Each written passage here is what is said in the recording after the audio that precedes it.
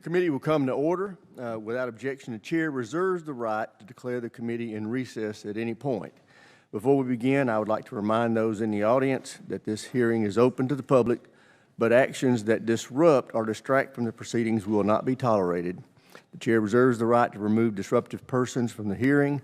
U.S. Capitol Police are on hand to assist with that task, and I thank them for their service and attendance. Today we continue our posture hearings with CENTCOM and AFRICOM.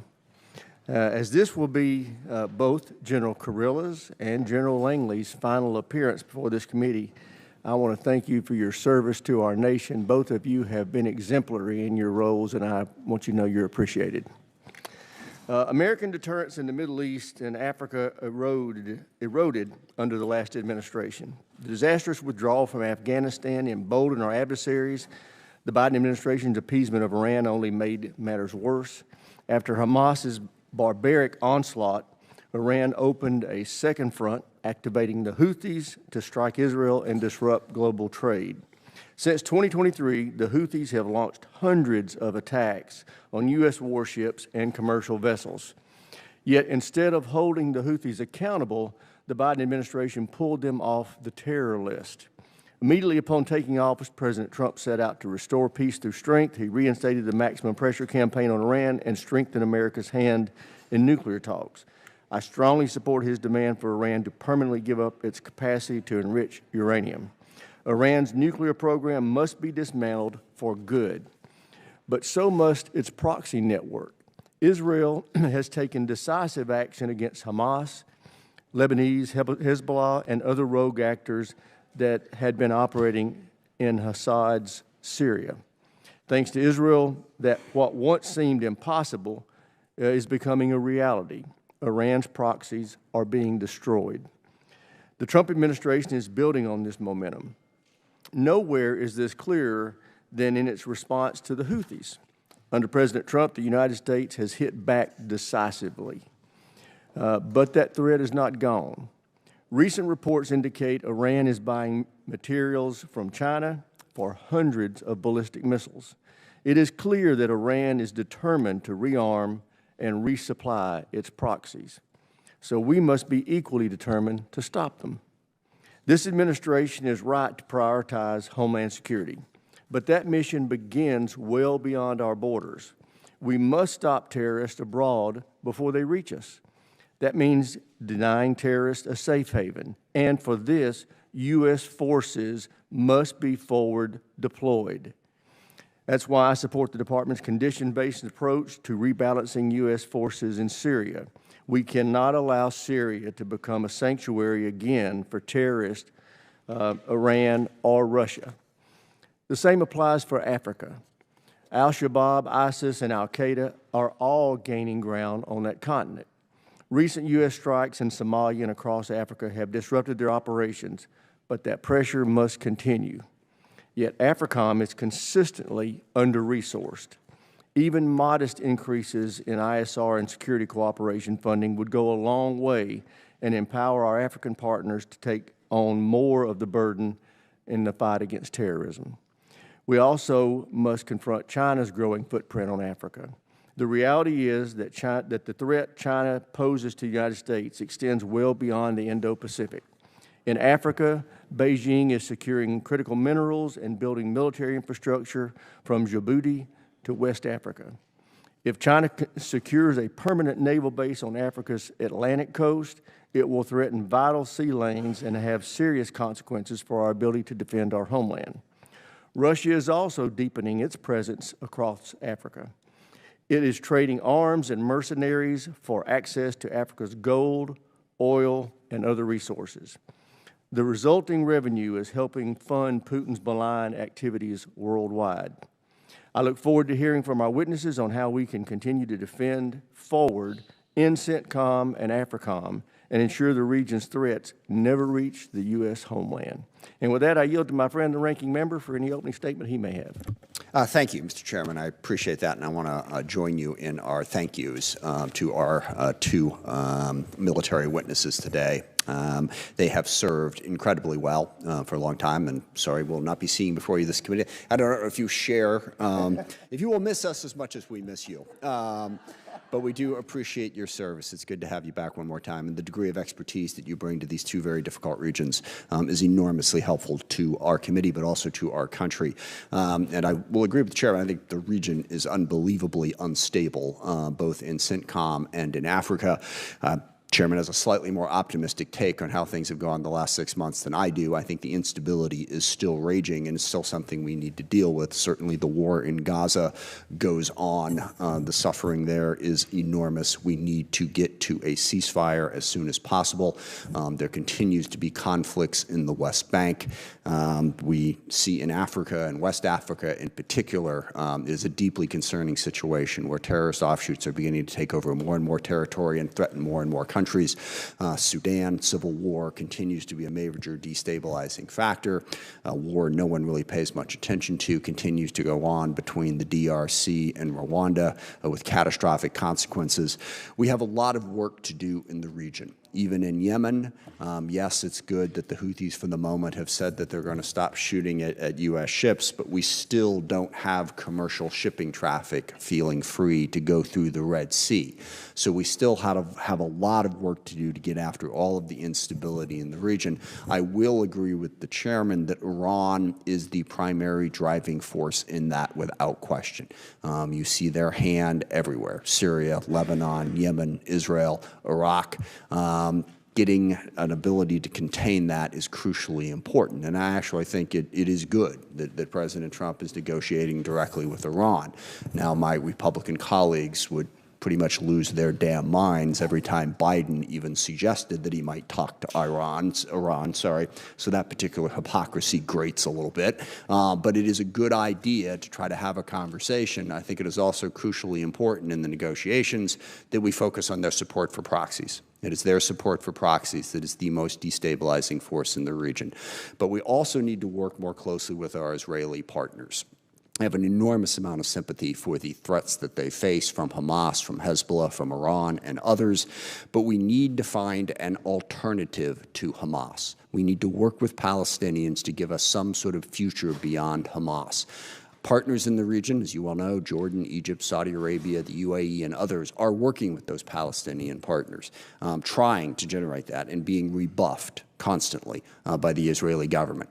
This war won't stop until Hamas is gone. I agree with that. But Hamas won't be gone until there is some alternative for the Palestinian people. I think it is really important that we step up pressure to try to push those negotiations and show the Palestinian people that they do have a future. If they don't think they have a future, it's going to be very difficult to stop this conflict. In Africa, I am very concerned about where that is going. The terrorist groups, as I said, seem to be taking hold in a number of countries.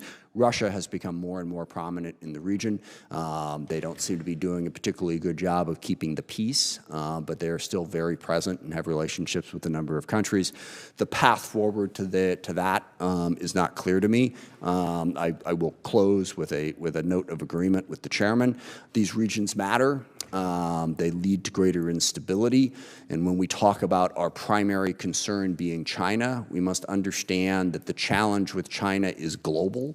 Any notion that we're going to pivot to Asia and therefore deal with China and just ignore the rest of the world, I think fundamentally misunderstands what is happening. As you gentlemen know, China is very active in Africa. They're very active in the Middle East. Russia is as well. This is a global challenge. These two regions are crucially important. We need to be present, but we also need to work with partners in the region to try to create greater stability in what is a very challenging part of the world. With that, I look forward to the testimony and the questions and answers, and I yield back. I'd now like to introduce our witnesses. First, we have Ms. Catherine Thompson. She's performing the duties of Assistant Secretary of Defense for International Affairs. General Eric Kurilla is the commander of United States CENTCOM, and General Michael Langley is the commander of United States Africa. Welcome to all of our witnesses. Ms. Thompson, we'll start with you. You're recognized for 5 minutes. Thank you, Mr. Chairman. Chairman Rogers, Ranking Member Smith, distinguished members of the House Armed Services Committee, thank you for inviting me today to testify on our defense posture and policy in U.S. Central Command and U.S. Africa Command, respectively. It is my honor to appear alongside General Kurilla and General Langley. The Department of Defense is reviewing our posture, activities, and resources across all combatant commands, including CENTCOM and AFRICOM, in line with President Trump's America First priorities to make America safer, stronger, and more prosperous. In line with President Trump's Peace Through Strength framework and under Secretary Hegseth's leadership, DoD is putting core American interests first in the CENTCOM and AFRICOM AORs to make America and our citizens more secure. America's core national security interests in the CENTCOM AOR are to 1, prevent and disrupt credible terrorist threats to the U.S. homeland, 2, deny Iran from obtaining a nuclear weapon, and 3, support Israel's ability to defend itself. State and non-state actors across the Middle East, such as ISIS, Iran, and its proxies, continue to threaten the U.S. homeland, as well as our forces and posture across the region. At the direction of the President, the Department of Defense maintains the forces and capabilities to defend against these threats to our national security. President Trump has already demonstrated his unrelenting commitment to keep Americans safe by conducting operations targeting Houthi terrorists in Yemen that successfully restored freedom of navigation and American deterrence. We will continue to work with our regional partners to enable U.S. operations, coordinate on approaches to regional challenges, and expand interoperability to address our shared threats. For example, our Iraqi security force partners now shoulder the majority of operations against ISIS remnants, requiring only a modest U.S. advisory role. In addition, the historic package of $142 billion in defense sales to Saudi Arabia, which Secretary Hegseth signed last month in Riyadh, will help lock in another generation of interoperability and burden sharing with critical regional partners. We will also continue to stand shoulder to shoulder with Israel, a model ally for the region, as they defend against threats from every direction. Secretary Hegseth has backed up this commitment with action and has authorized the deployment of a Terminal High Altitude Area Defense, or THAAD, missile battery and its associated U.S. military crew to Israel.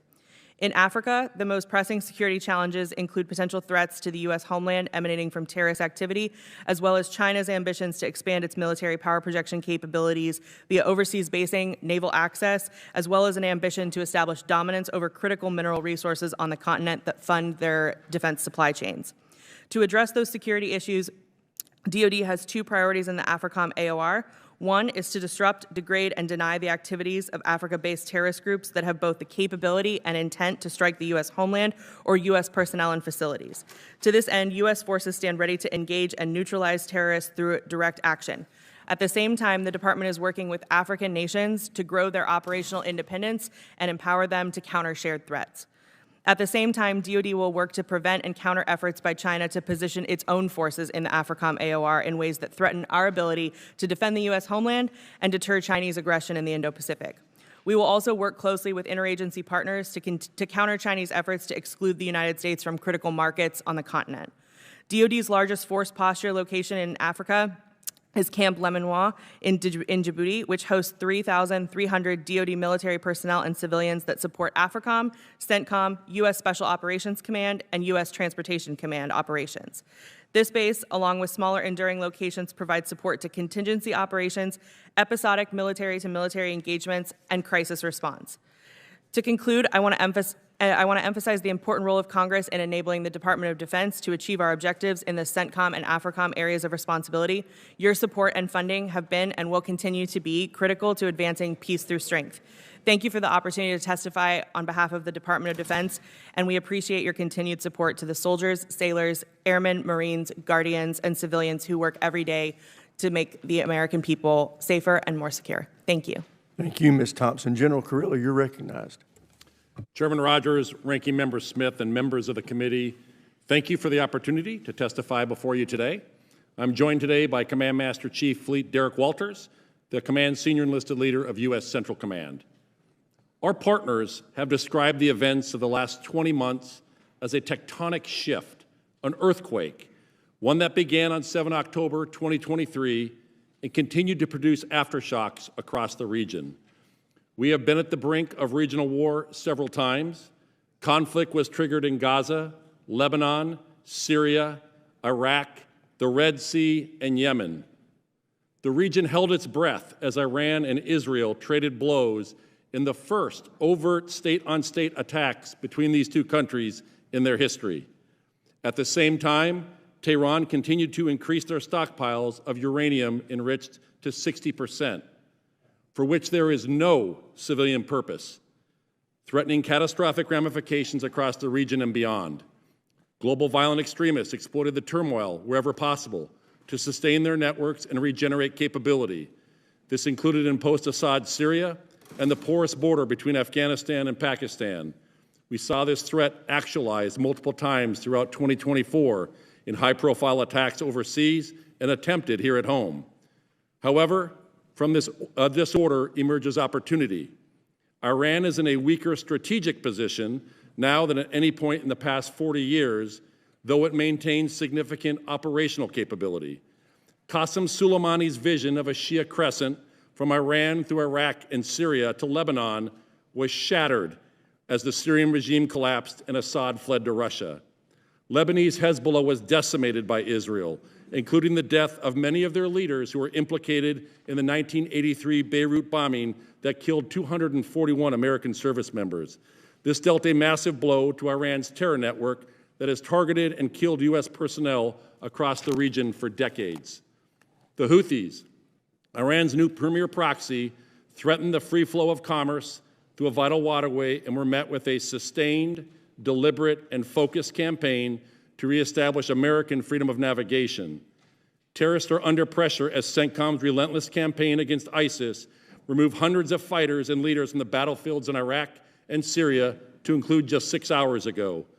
Our network of partners dealt significant blows to the ISIS Khorasan networks, exploiting the tribal areas between Afghanistan and Pakistan, to include our Pakistani partners bringing the terrorists behind the Abbey Gate bombing to justice.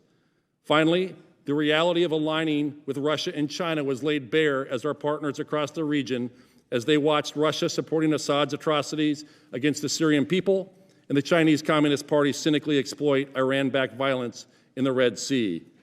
The United States now stands in a strategic window of opportunity to secure its national interests in the central region, to protect the homeland, secure our economic prosperity, establish freedom of navigation, and prevent a nuclear-armed Iran. CENTCOM's deep military-to-military partnerships have proven a catalyst to these wide-ranging opportunities that now lay before us. Our relationships provide the foundation of the Middle East Air Defense Initiative that defeated hundreds of Iranian munitions and continues to set conditions for the rest of the region's defense. These relationships unleash our shared creative potential in what has become a sandbox of experimentation, enabling us to innovate together, develop rapid solutions to the entire joint force. Our partners are also on the front line. In Iraq and Syria, they remain crucial to the enduring defeat of ISIS, battling the group across their respective countries, as well as enabling the repatriation of ISIS detainees and displaced persons. The warfighters of U.S. Central Command, representing less than 2% of the entire joint force, have been at the forefront of these seismic events over the last year and often on the front lines of conflict. It was those warfighters who sprinted out of their bunkers to fuel, arm, and fly their F-15s through a barrage of missiles and UAVs. It was those warfighters who led the vanguard against maritime terror in the Red Sea, protecting the connective tissue of the global economy. And it was those warfighters who continue to pursue and eliminate the remnants of ISIS wherever they are to stop future attacks as far away from this homeland as possible. It is on their behalf, the soldiers, sailors, airmen, Marines, Coast Guardsmen, and Guardians who serve this nation on the front lines of freedom that I speak before you today. It is the honor of my professional life to serve as their commander. As I close over 37 years of uniformed service to this nation, I'd offer one final thought. I've spent most of my adult life living, fighting, leading, and building partnerships in the central region. We have traditionally viewed the region as a risk to our national interests, but as I depart, I would offer that there has rarely been a time with greater opportunity to protect those national interests than we have right now, but only if we have the courage to step through that window. Thank you, and I do look forward to your questions. Thank you, General Kurilla. General Langley, you're recognized.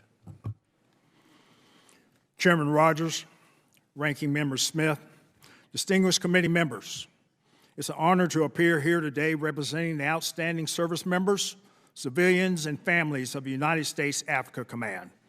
As I get closer to the end of my tenure of command, I remain in awe of the character and the capabilities of the men and women willing to serve our nation. Our team of soldiers, sailors, Marines, airmen, guardians, and civilians perform valiantly, and I'm honored and proud to serve with them. America remains in good hands. I'm proud to testify with my friend General Eric Kurilla the commander of United States Central Command, and my colleague, Ms. Catherine Thompson from OSD Policy. I'd like to extend my gratitude for their steadfast cooperation. Now, ordinarily, I would be joined by my command senior enlisted leader, Sergeant Major Michael Woods. However, as all of our outstanding NCOs do, Sergeant Major Woods has chosen to put himself at the best position to influence operations. Today, he's in Morocco for the Africa Senior Enlisted Leaders Conference. Now, Morocco is a shining example of a great return on our investment. And their efforts in developing the enlisted corps across the continent is a crucial step in African military professionalism. I recently traveled to Morocco. I attended the African Lion 2025.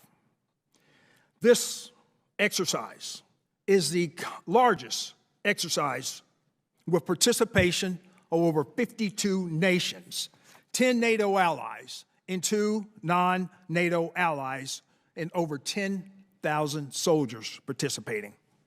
I also just returned from Kenya, where we jointly hosted the African Chiefs of Defense Conference in Nairobi. This gathering showcased the Kenyan Defense Force's commitment to fostering military dialogue and demonstrated their leadership. The insights drawn from that forum will help inform AFRICOM's approach to hearing how our African partners are solving challenges in their own neighborhoods and understanding where they can shoulder more of the load. Now, everything we do at the United States AFRICOM, especially these types of partnerships, has overarching goal in mind: achieving peace through strength. Now, this requires 3 things: a clear understanding of national security threats, a robust and dependable network of like-minded allies and partners, and appropriate resourcing to match military requirements. Now, as I've said in previous testimony, Africa remains a nexus theater from which the United States cannot afford to shift its gaze. It is home to terrorists who take advantage of conditions in Africa to grow and export their ideology. ISIS controls their global network from Somalia. It is where the Chinese Communist Party actively works to change the international rules-based order and establish regional hegemony. And it's where the Russian Federation seizes opportunities created by chaos and instability. Ladies and gentlemen, we must deter these nations and other malign actors from their goals on the continent. Many of our security and economic interests overlap with those of our African and European partners. Successful outcomes enabled by burden sharing are beneficial for all. As a posture-limited theater, we establish strength and work towards peace by enhancing security capabilities of our African partners through our robust system of alliances. Exercises, training events, security cooperation, and foreign military sales programs are the backbone of our military activities on the continent. Through these activities, our forces lead by example with a warrior ethos and stand by our partners and enhance trust in the United States military. United States AFRICOM seeks to match capabilities with current and emerging threats to ensure that security of our forces while advancing American interests. Intelligence, surveillance, and reconnaissance aircraft, crisis response forces, counter-unmanned aerial systems technology, and integrated air missile defense platforms are critical resources to accomplish our mission. I welcome your advocacy in ensuring that these necessary tools are in AFRICOM's hands. Ladies and gentlemen, I appreciate the opportunity to be here today, and I'd like to close by thanking the committee for your stalwart support during my tenure of command. Our ability to accomplish the mission is always linked to your advocacy and encouragement, and I look forward to your questions. Thank you, General Langley. Chair now recognizes himself for questions. General Kurilla, Operation Rough Rider degraded Houthi capabilities and took a target off U.S. commercial ships. But they still keep hitting at Israel. What more can the U.S. do to support Israel against the Houthis and Iran's other terrorist proxies? So I would tell you right now that the Iranian proxies are at one of the weakest levels they've been. They did decimation of the disintegration of the Hezbollah, Hamas, However, the Houthis, the biggest challenge with the Houthis is they are being provided with Iranian weapons. They provide the weapons and they assemble them inside of Yemen. There are experts from the IRGC that are inside of Yemen helping them to be able to manufacture these systems as well. So this is going to be a challenge going forward. We have got to stop the flow of the weapons into Yemen. Thank you. President Trump's made it clear that if Iran doesn't permanently give up its nuclear enrichment, military force by the U.S. may be necessary. If the president directed, is CENTCOM prepared to respond with overwhelming force to prevent a nuclear-armed Iran? I have provided the Secretary of Defense and the President a wide range of options. I take that as a yes. Yes. General Langley, your command was created in 2007 to address the shortcomings of the division of Africa between CENTCOM, INDOPACOM, and EUCOM. Since then, Africa's strategic importance has only grown, with transnational terrorism on the rise, as well as China and Russia working to undermine our interest on the continent. Can you tell me, in your best military judgment, should AFRICOM remain its own combatant command separate and apart from EUCOM? Chairman, those statistics that you just stated is more of a reason why AFRICOM needs to remain as a overall command to be able to address these challenges. Africa is a nexus theater for the great power competition, and then also with a number of violent extremist organizations that are encroaching upon the continent. It is a threat. It is a threat to our homeland, and it's a threat for our overall national security and protection of our national interests. Yeah. I take that as a yes. Yes, Chairman. Yes, and I fully agree with you. I made it very clear publicly that I will vigorously oppose any effort to consolidate AFRICOM into EUCOM. As you heard in my opening statement, we need to be putting more resources in AFRICOM to combat what China and Russia and Iran are doing, rather than looking at taking away attention and resources. General Corelli, yesterday the ranking member and I introduced the SPEED Act. It's our effort by this committee to try to speed up acquisition of critical warfighting capabilities to strengthen our defense industrial base. What impact, if any, do you think this could have on our ability to help our partners in CENTCOM? Thanks, Chairman. I have not read the full act, but I do know that it is trying to speed acquisition, change acquisition to get into the hands of the warfighter. Anything we can do to fix what I think is a very bureaucratic and slow process will help the warfighter. Is there something else that you would suggest that we do to try I think we need to start from scratch with a blank piece of paper on the FMS process. We've had dozens of task forces to look at FMS, and I have not seen much change. It is one of the #1 complaints that we get from our foreign partners, and we are 40% of the entire FMS projects in the region. And if you had that blank sheet of paper and you were writing it out, tell me what you would do with it. Well, I think there's 4 levers that control FMS. There's DOD. I think we have to fix some of our own processes internal on these requests. Such as? Well, I think sometimes we take months and up to a year when someone says, I'd like to sell you Patriots, and we go back and forth for a year. That should be days or weeks. It then goes to the State Department. Candidly, that is not where our holdup is. I think this body of Congress, there can be holds up for whatever reason that we don't want to sell a weapon system to a country. And candidly, the biggest problem we have right now is with industry, that they are not putting the investments in capital into their production lines. The biggest thing I think Congress can help with is multi-year funding that would be able, if you're a business and you say, I'm only going to get funded 1 year, they're not going to want to put the capital into those production lines.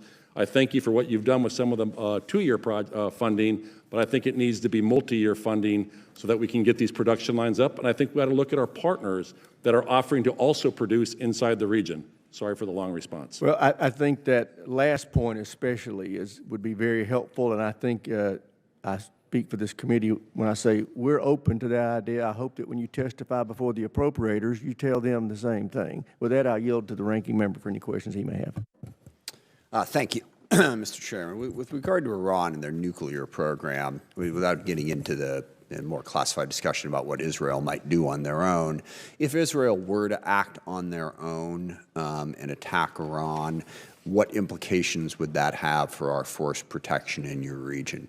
And what should we be doing to try to, put ourselves in a position to protect against that? I think it would increase risk to force of our forces in the region, but every day we're making assessments of our posture and our risk to force, and we make adjustments based on those. We're fielding new systems and new equipment and making adjustments every single day. We have a rule in CENTCOM, you improve your foxhole every single day, whether that's through rehearsals or any other actions that you're taking to better protect our forces. What are the systems that you think are working best if we were to, throw money at you and say, here's what you need right now that could best put you in a better position to protect your forces? What systems would you ask for? So counter-UAS is the #1 thing. We have a revolution in warfare. The character of warfare is changing with the drone revolution and unmanned systems. We see that in Ukraine. We saw that with the Houthis, and we see that even in Iraq and Syria. The #1 challenge out there is detect. It's the ability to detect the counter-UAS systems and to defeat the swarms. And I think anything we can do in the air defense world, we went back to the FMS, we ought to ask ourselves the question, why does a THAAD missile cost 3 times as much as an Arrow that is jointly developed between the U.S. and Israel and the Missile Defense Agency? Why is an SM-3 Block 2B 6 times more expensive than an Arrow missile with roughly the same capabilities? Yeah. In Syria, what's your, and I realize this is a huge diplomatic piece of this, but you are a diplomat as well as a warrior. Where can you give us an update on where you see the Syrian government? Obviously, it's crucial that that government stabilize and block Iran and Russia from getting back in. What can we most do to help that, and where do you see it at right now? I think what the president did was talking about lifting some of the sanctions. That's going to allow other countries to come in and bring some of the investments. That is one of the things that's desperately needed, is the investments back into the country. We're working directly right now with the Syrian Democratic Forces, our Kurdish partners and Arab partners on the ground going after ISIS, to get them to integrate in with the new Syrian government. Turkey has played a very positive role in that. That is a big piece for the stability in terms of that. I think they got to figure out how to run all of the administration of their country. They have a few people that are running the country right now. I'm very concerned with the stability, but I think the fact that we are at the table now having those discussions, the upside is great, the downside is very low to being at the table. How important is our troop presence in Syria to helping facilitate that process and continue to keep ISIS at bay?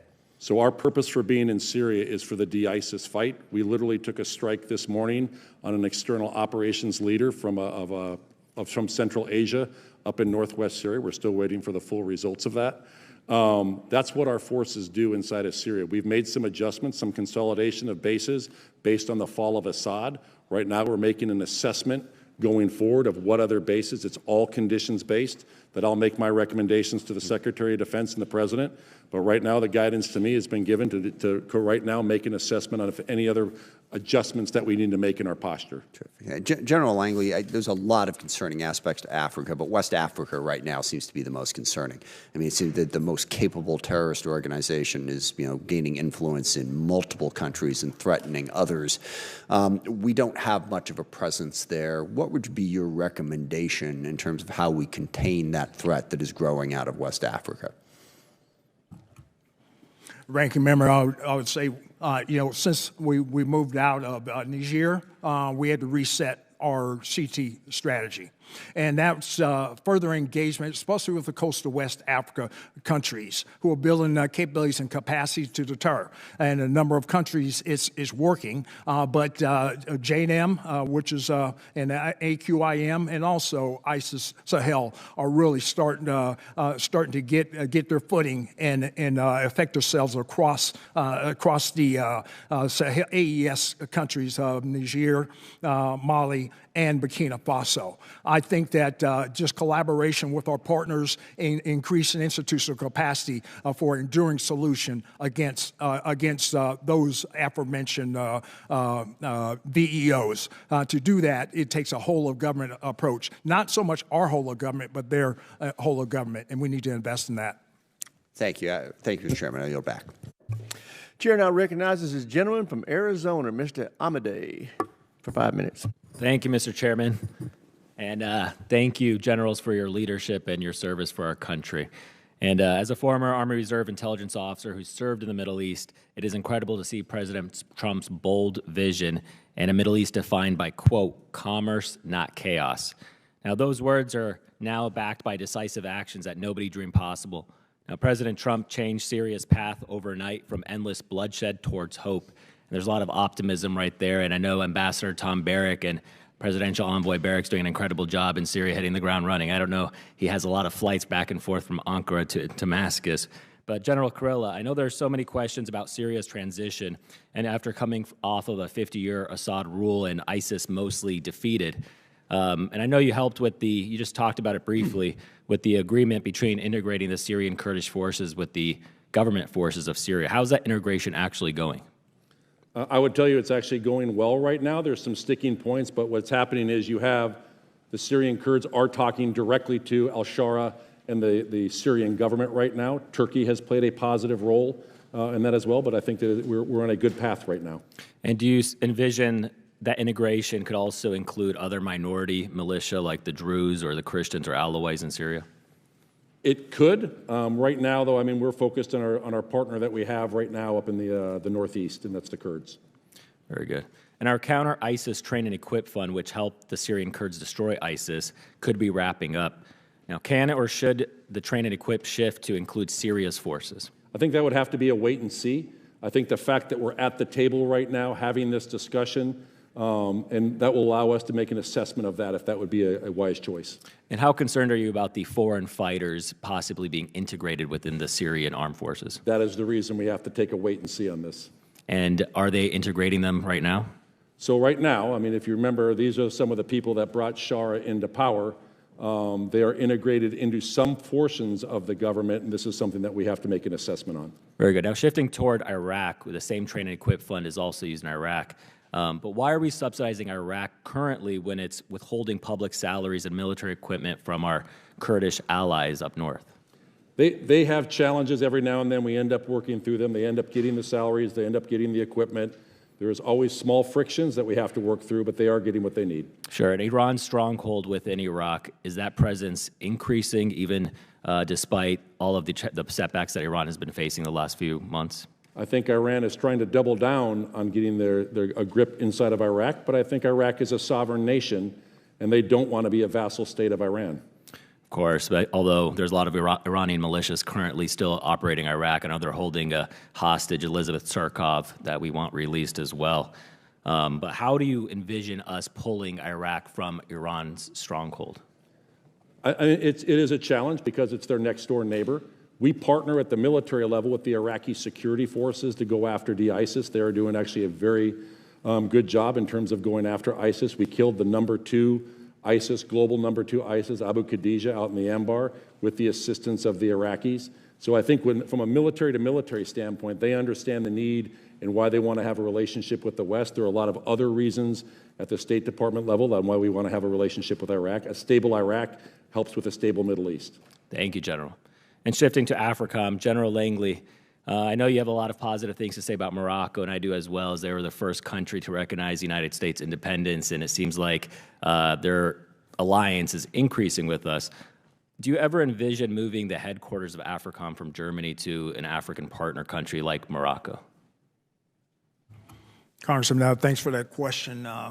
And as I would look at it from the operational perspective, cost-benefit analysis, the benefit of moving to Morocco would not exceed the cost.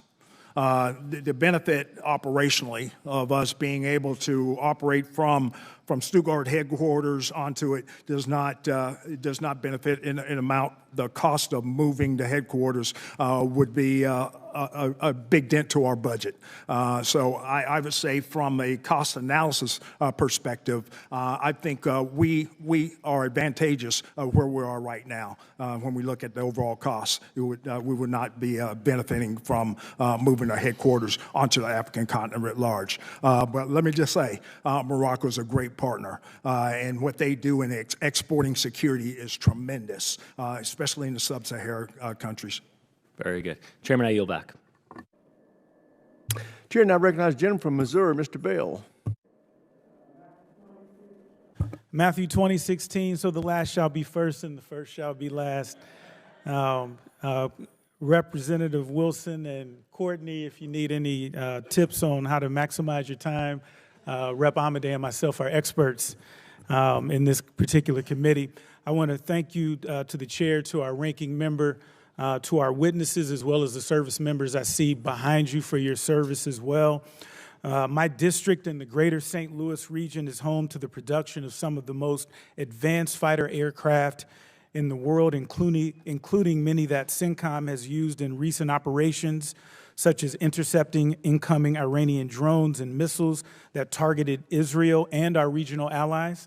While I'm proud to represent a region that contributes so significantly to our national defense, I must also acknowledge that many of my constituents are still struggling to recover from the most devastating natural disaster to impact our state since the late 1950s.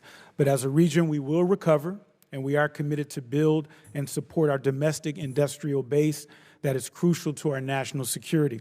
But what is not crucial to our national security is turning our backs on our allies, like we've seen from the administration, and cutting essential foreign assistance programs that go hand in hand with our efforts to promote strong U.S. global leadership.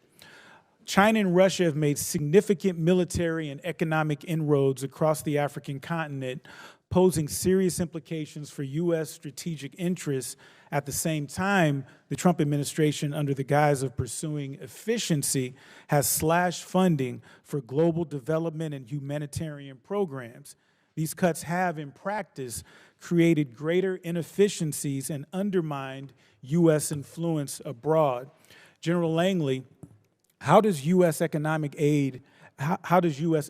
economic and humanitarian engagement on the continent contribute to advancing AFRICOM's military objectives, particularly when it comes to countering the destabilizing influence of Russia and China? Congressman, thanks for that question. And I'll just go back on the operations, especially the operations that we do in Somalia. So when we support the Somali National Army, as they've gone through numerous phases to the liberation phase of significant regions across Somalia, they get into phase 4. And some of the capabilities that outside of the kinetics and military operations, they were able to stabilize the region. So we're at a point now looking forward to what worked as far as aid in the past, but this is where the Secretary has charged me with engaging other countries of a shared burden. A shared burden on looking at contributing countries, not only troop contributing, but also in phase 4 operation, which is stabilization. So those discussions are taking place at a higher level, at the policy level, and engagement with other countries, so that we can focus, laser focus on countering terrorism and a shared burden with other countries to be able to take up that void. Over. And since Hamas's October 7th terrorist attack against Israel, one notable development has been the strengthening of military and security partnerships between Israel and its Arab neighbors, especially evident during the 2 Iranian missile and drone attacks last year. This growing security cooperation has shown potential in laying the groundwork for peace. And to the ranking member's point, we endeavor to see a future for Palestine beyond Hamas. So, General Kurilla, from a security perspective, how can enhanced cooperation between Israeli and Palestinian security forces or broader regional security coordination help establish a foundation for long-term peace and stability?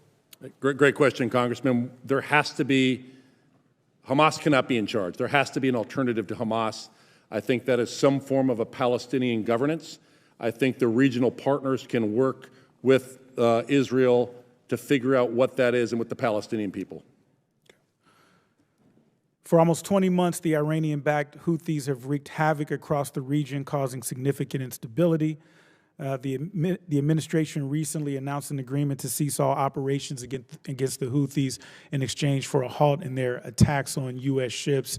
I will submit my question, but I want to talk about how this agreement excludes our regional allies and the implications of that. The gentleman's time's expired. Chair now recognizes the gentleman from Indiana, Mr. Mismer.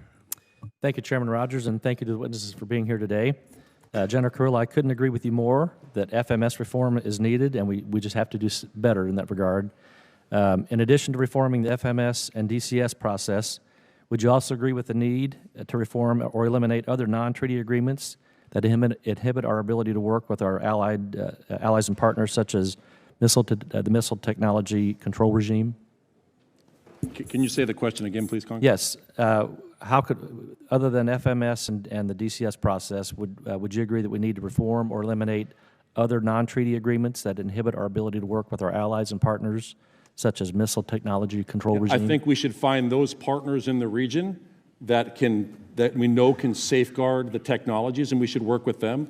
We have several in the region that have offered up to say they would like to help produce. That is where we need help, is the production line right now, and I think that's something we should strongly look at. Okay, thank you. Also, I'd like to acknowledge the professionalism of our forces who have conducted operations in the Red Sea, but I'm wondering what work needs to be done on the policy end with our regional allies and within our own interagency to devise a successful strategy against Yemen, both that deters their destabilizing military actions of the Houthis and coerce them into making their closure of the Red Sea politically untenable in the region. Was that to me or to policy? To you. So I think well, I'll defer to policy first for any policy question, then Okay. I'll take that. Thank you for the question, Congressman. I would just highlight two things. First, with the conclusion of Operation Rough Rider, we are not certainly in a position where we are ending our entire engagement regarding the Houthi problem set. The Houthis are still under a foreign terrorist organization designation, and we're still pursuing a whole-of-government approach, which obviously includes other interagency elements to tackle this problem set. And then I would just highlight some of the comments that you made just a moment ago, which is this will, the longer-term problem set for Yemen and the Houthis writ large really is something that in our relationships with Saudi Arabia, UAE, Qatar, and our other Gulf partners, this is something where we'll look to burden share this effort and really develop a regional solution that empowers our Gulf partners that we've continued to develop a deeper defense partnership with to tackle the long-term elements of the problem set. Thank you. General Kurilla, I also have concerns about the long-term stability and strategic implications of using high-end platforms and munitions like the B-2 bomber, Jasmine, and Tomahawk cruise missiles against supposedly unsophisticated adversaries like the Houthis. Has use of these platforms and the rapid proliferation of adversarial drones led to more consideration toward the effectiveness of directed energy technologies and counter these platforms? Yeah, we absolutely need to be putting more work into directed energy, high-powered microwave. I think some of the innovations that have come out of this since Operation Rough Rider, about 40% of the drones shot down were shot down by something called Advanced Precision Weapon Kill System, a laser-guided 2.75-inch rocket fired off our F-16s or F-15s. That's a $25,000 munition going against a roughly $50,000 or $100,000 drone that is an Iranian-provided drone to the Houthis. Okay. Excellent. So what role can our defense industrial base play in advancing directed energy solutions to ensure CENTCOM can maintain their technological advantage? So I would compliment someone like General Randy George and his Army Transformation Initiative. He is sending things over once they reach a technology readiness level to a certain level. He sent over directed energy mobile short-range air defense. We brought it into the theater. We tested it in the harshest conditions you can find against an active enemy and a thinking enemy, and we provided feedback on its effectiveness to make it better so they can make a better informed decision on that. We have the same with high-powered microwave. We're doing things with software. Software is a weapon as well, and rapidly changing this. The character of warfare has changed with the drone revolution, and that's what we need to be paying attention to. Okay, thank you. Also, how would you assess the performance of Israel's missile defense architecture during recent fighting, particularly systems like David's Sling and Arrow that we co-produced? So I would tell you that the missile defense, out of the 300-plus missiles that were fired into Israel, one person was killed, a Palestinian from Gaza who is living in Jericho. Okay, thank you. Has the attack highlighted any gaps in our budget requiring additional resources from Congress? I think we need to figure out how we also produce. I go back to my comment, why does a THAAD cost 3 times as much as an Arrow? Why does an SM3 Block 2B cost 6 times as much? Yeah. We've got to figure that out because we are on the wrong side of the cost curve. Very good.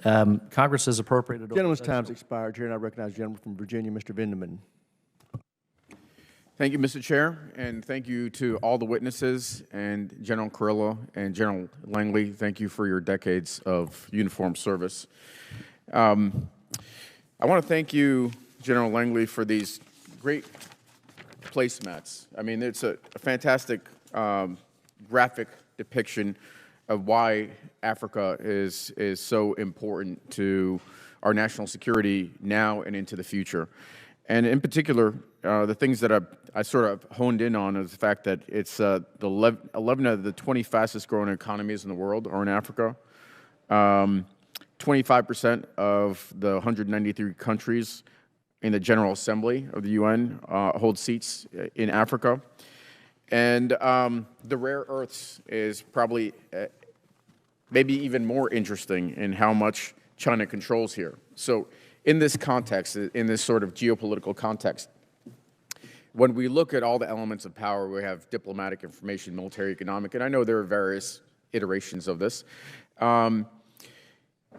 Ms. Thompson, you emphasized the importance of countering China's influence in Africa. However, this week, the House is voting on a rescission package that cuts $3.7 billion in soft power. For example, hundreds of millions in cuts to PEPFAR, a program started by George W. Bush. Forgetting the more than 25 million lives saved by PEPFAR since the program started in 2003, there's no question that there has been that this has been an effective program in extending America's power and influence. This has made us safer and boosted our national security. And in the testimony that DOD sent over for today's briefing, said, unfortunately, the CCP information manipulation is significantly outpacing our efforts to counter their campaigns. Unchecked, China's efforts could reshape the information landscape in Africa, creating biases and gaps that could lead African nations to make decisions to subordinate the economic and security interests to China's own. So my question is, given sort of the withdrawal that we've seen this administration take in the information environment and communicating through, Voice of America and other entities that are specifically focused on Africa, and in withdrawal of these critical soft power programs, are we more or less in a position to make sure that our military objectives are achieved? Thank you for the question, Congressman.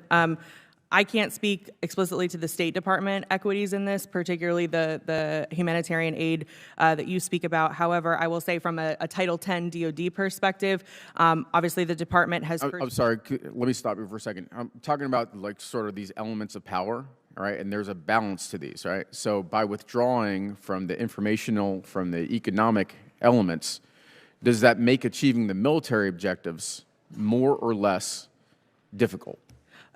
Appreciate the question, sir. What I would say from a DoD perspective, thinking exclusively about the Title X assistance that we provide, particularly on the continent, that's part of our review process, is understanding how our okay, let me pause you right there. General Langley, same question to you. Does this make achieving the military objectives more or less difficult? Especially in the MISO. We just, as far as our information operations, countering some of the propaganda that the CCP is putting out there.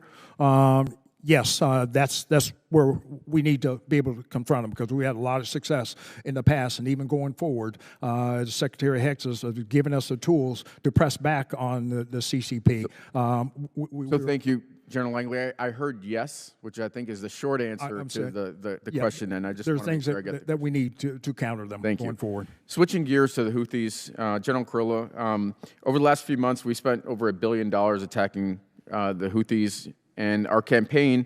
Can you evaluate whether we've disrupted, neutralized, destroyed their capabilities? So the president gave us a very specific mission, which was to get the Houthis to quit shooting at American ships. 6 months ago, on 12 November 2024, was the last time a destroyer went through the Bab el-Mandeb. It was attacked 17 times with anti-ship ballistic missiles and anti-ship cruise missiles and UAVs. In the last week, we've put 4 destroyers back through the Bab el-Mandeb and we were not So, shot at. okay, I got that. They're not attacking U.S. shipping. Are they still attacking Israel? Yes or no? They are still attacking Israel, and we are still defending Israel with our THAAD system. Thank you. So, Gentlemen's times have expired.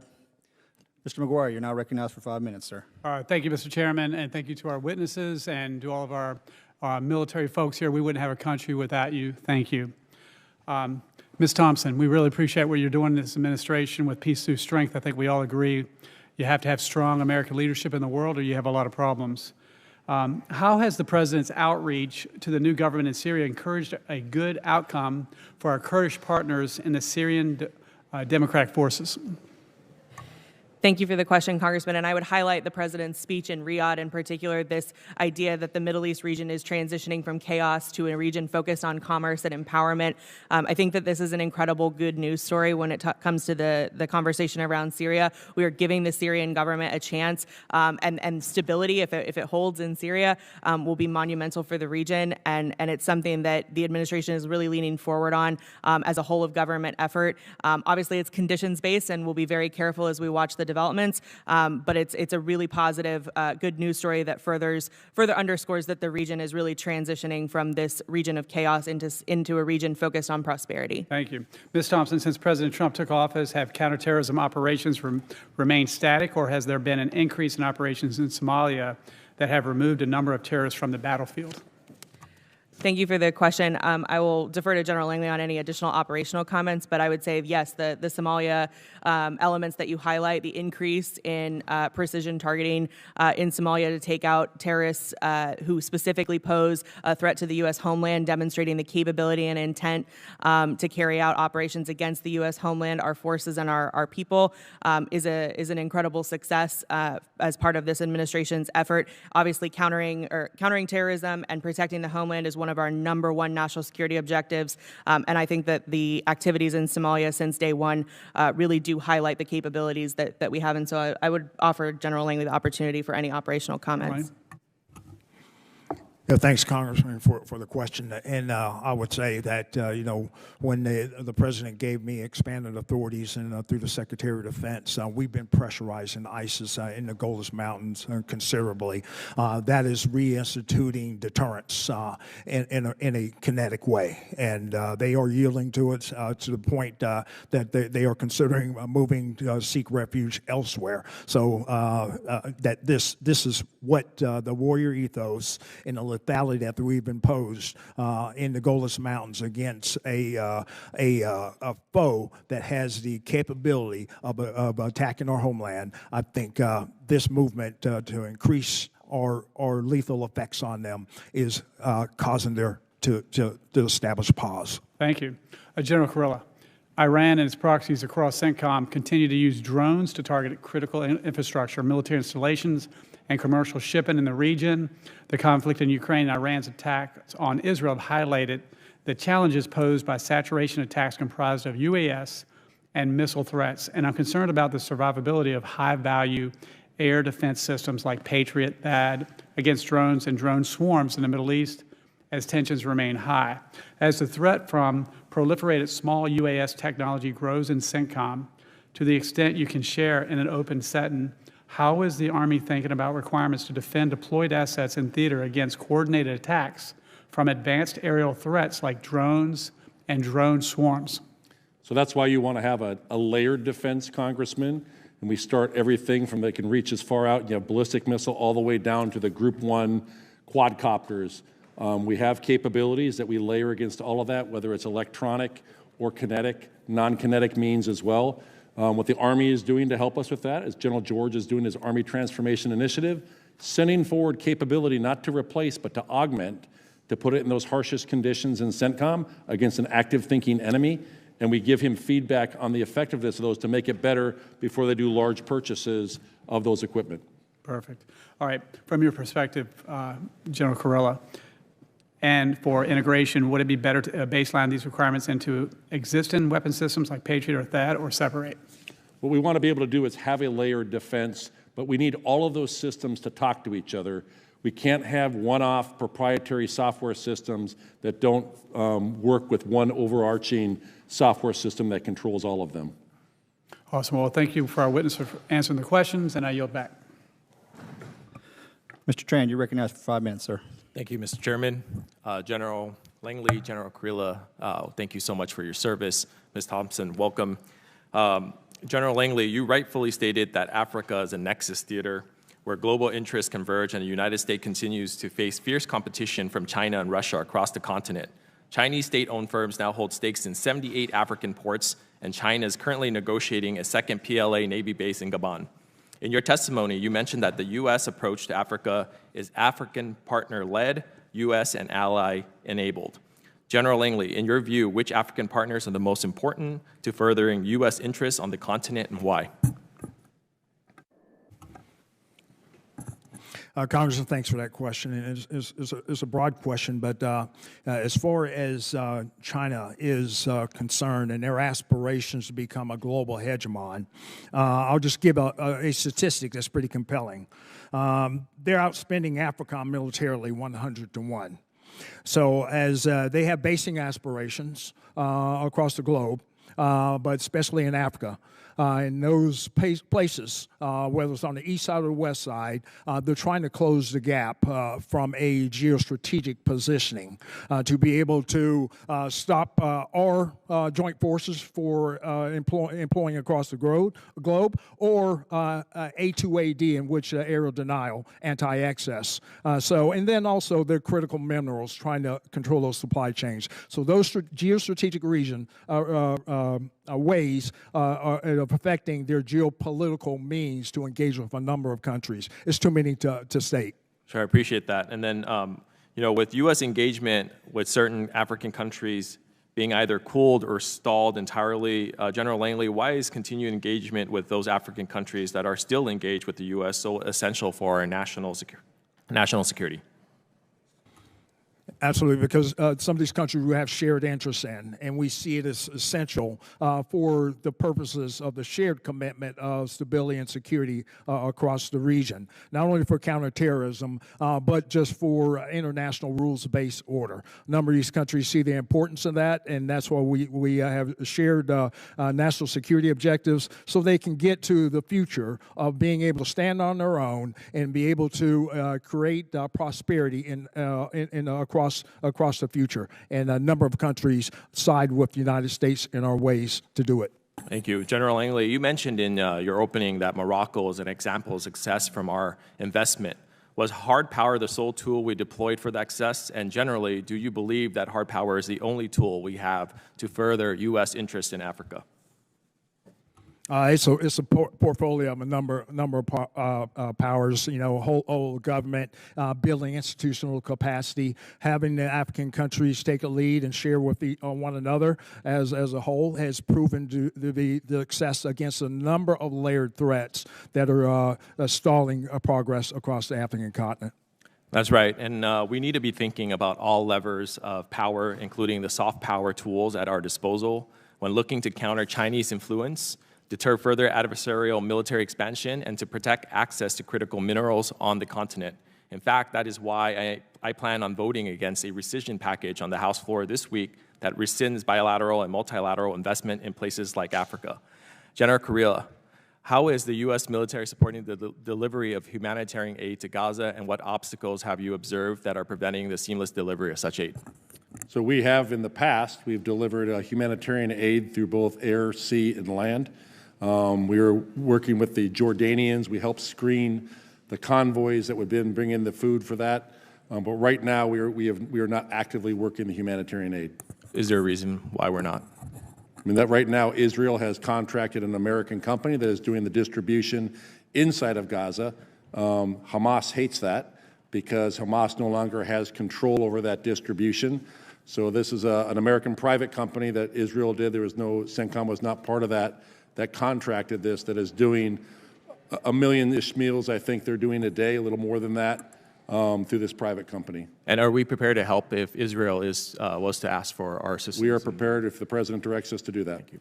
Thank you, gentlemen, for your service and your testimony here today. Thank you. Chairman, I yield back. Chair now recognizes the gentleman from Wisconsin, Mr. Van Orden. Thank you, Mr. Chairman. General Kurila, I want to congratulate you on a fantastic career. Well, thank you, for your service to the country. It's wonderful. I'd also like to acknowledge your Master Chief back there, Derek and I worked together for, well, you could probably tell for how long by the color of my beard and the amount of hair we both have on our heads. So you did well by yourself there, General. General Langley, you're a Marine, right?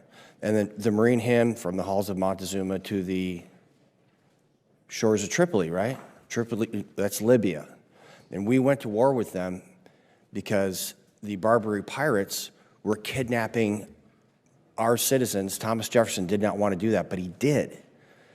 And other nations were paying tribute to these pirates, and we said enough, right? So I'd like to gently remind some of my colleagues that sit over there, if they actually did their homework and read the rescissions packages that are proposed by the Trump administration, we're removing what can really reasonably be titled 21st century tribute. So we're going to be assisting our African partners, our Middle East partners, but we're not paying tribute anymore. Those days are over. And you're in that uniform because we stopped paying tribute back then. So I can forward the package to anybody over there if you actually want to read it instead of just complaining. So former Secretary of Defense Lloyd Austin said he would take the Taliban at their word when they're talking about anti-terrorist operations, counter-terrorist operations, and human rights, in particular to rights of women in Afghanistan. General Kurilla, how's that work out for women in Afghanistan? Not very well right now. Not very well. Okay, so the Houthis now have said that, okay, my bad, we're going to stop shooting missiles at ships. And I would encourage everybody to give as much validity to the Taliban statement as we did, or excuse me, to the Houthi statement as we did, or should have, to the Taliban. General Langley and General Kurilla, I've spoke to the Special Operations Component Commanders about this, so I understand the issue with the Houthis is not a seam, between your two COCOMs. But can you, in this setting, can you tell me, do we know how the Houthis are being resupplied by Iran? Vast majority of it is by sea. They put them on, they come out of the ports in Iran. They put them on dhows, stateless dhows. Some of them go on maritime vessels into Djibouti. Yep. On the UN vessel inspection mechanism, they put stuff inside a container. If you have a ship with 500 containers and it's in the bottom of it, you can put all those sensitive components in the bottom of that. Now, a positive thing that just happened in the last month is that the UN vessel inspection mechanism decided to go to 100% inspection of containers. I think it needs to be 100% unloading of all the containers to see what's inside of them. But that's a positive step, but probably about 80 to 85% goes by sea. Okay. Why are we not sinking these vessels? So we have a terrorist nation, Iran, with their minions. They're sending lethal munitions to the minions, which have shut off the Red Sea for commercial traffic. Why aren't we sinking? I guess maybe that's a question. Well, we have to find the ships. The hardest part is to find that ship. Right. At any given time, there's between 3,000 and 5,000 dhows on between the Iran and Bab el-Mandeb. That's the same distance from the tip of Florida to Boston that you're trying to find these dhows. I lived in Djibouti for a long time, and I sent some of my guys to Yemen, and that was a big secret, and it's not anymore, obviously. But Ms. Thompson, have you guys looked at this from a policy perspective? I mean, the last 2 SEALs that were killed in combat, unfortunately, were in the Red Sea. Derek and I's teammates, and they were boarding these vessels to try to prevent these munitions from getting to the Houthis. So this is very personal to me. Ms. Thompson? Thank you for the question, Congressman, and rightly understood. I can say more on some of the particular policy elements in closed session on this, but what I would say is one of the elements that we have looked at and continue to engage on is our European partners. They are actually very well equipped to continue to help us with this effort, particularly from their positioning in the region. Ms. Thompson, I don't mean to interrupt you, but I'm going to because I have 20 seconds left.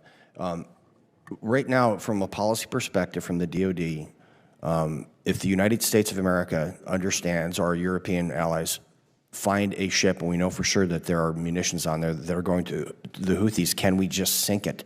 We can board it. We have the authority to board it, and if we find the munitions, we'll take the crew, we'll transfer that crew, and we can end up sinking the ship. We did one on a dhow 2 weeks ago. Gentleman's time's expired. Chair, and I recognize the gentleman from California, Mr. Whitesides. Thank you, Mr. Chairman. General Kurilla, General Langley, thank you both for being here today, and thank you, ma'am, for being here today. And I want to echo my colleagues in thanking you for your distinguished service. I want to begin by talking about a trip that we took last month. We went to the CENTCOM area of responsibility, including Iraq, Bahrain, Qatar, and the UAE, with Ranking Member Smith and a bipartisan delegation from this committee.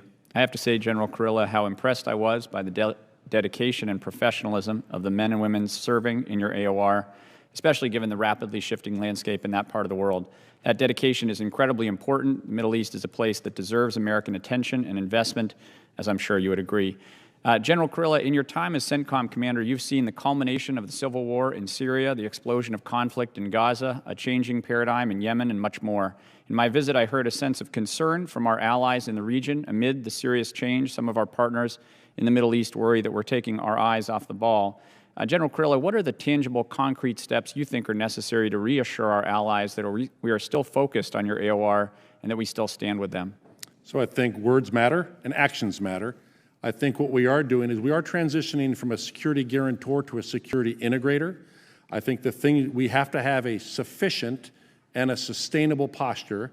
So we can't take everything. We have to have enough that we can still be able to partner with our partners in the region. We need to be able to give them the military equipment, the foreign military sales, so that I can be integrated into the region. We saw that on the defense of Israel, systems that can talk to each other, and this is one of the challenges with foreign military sales. They have real security needs.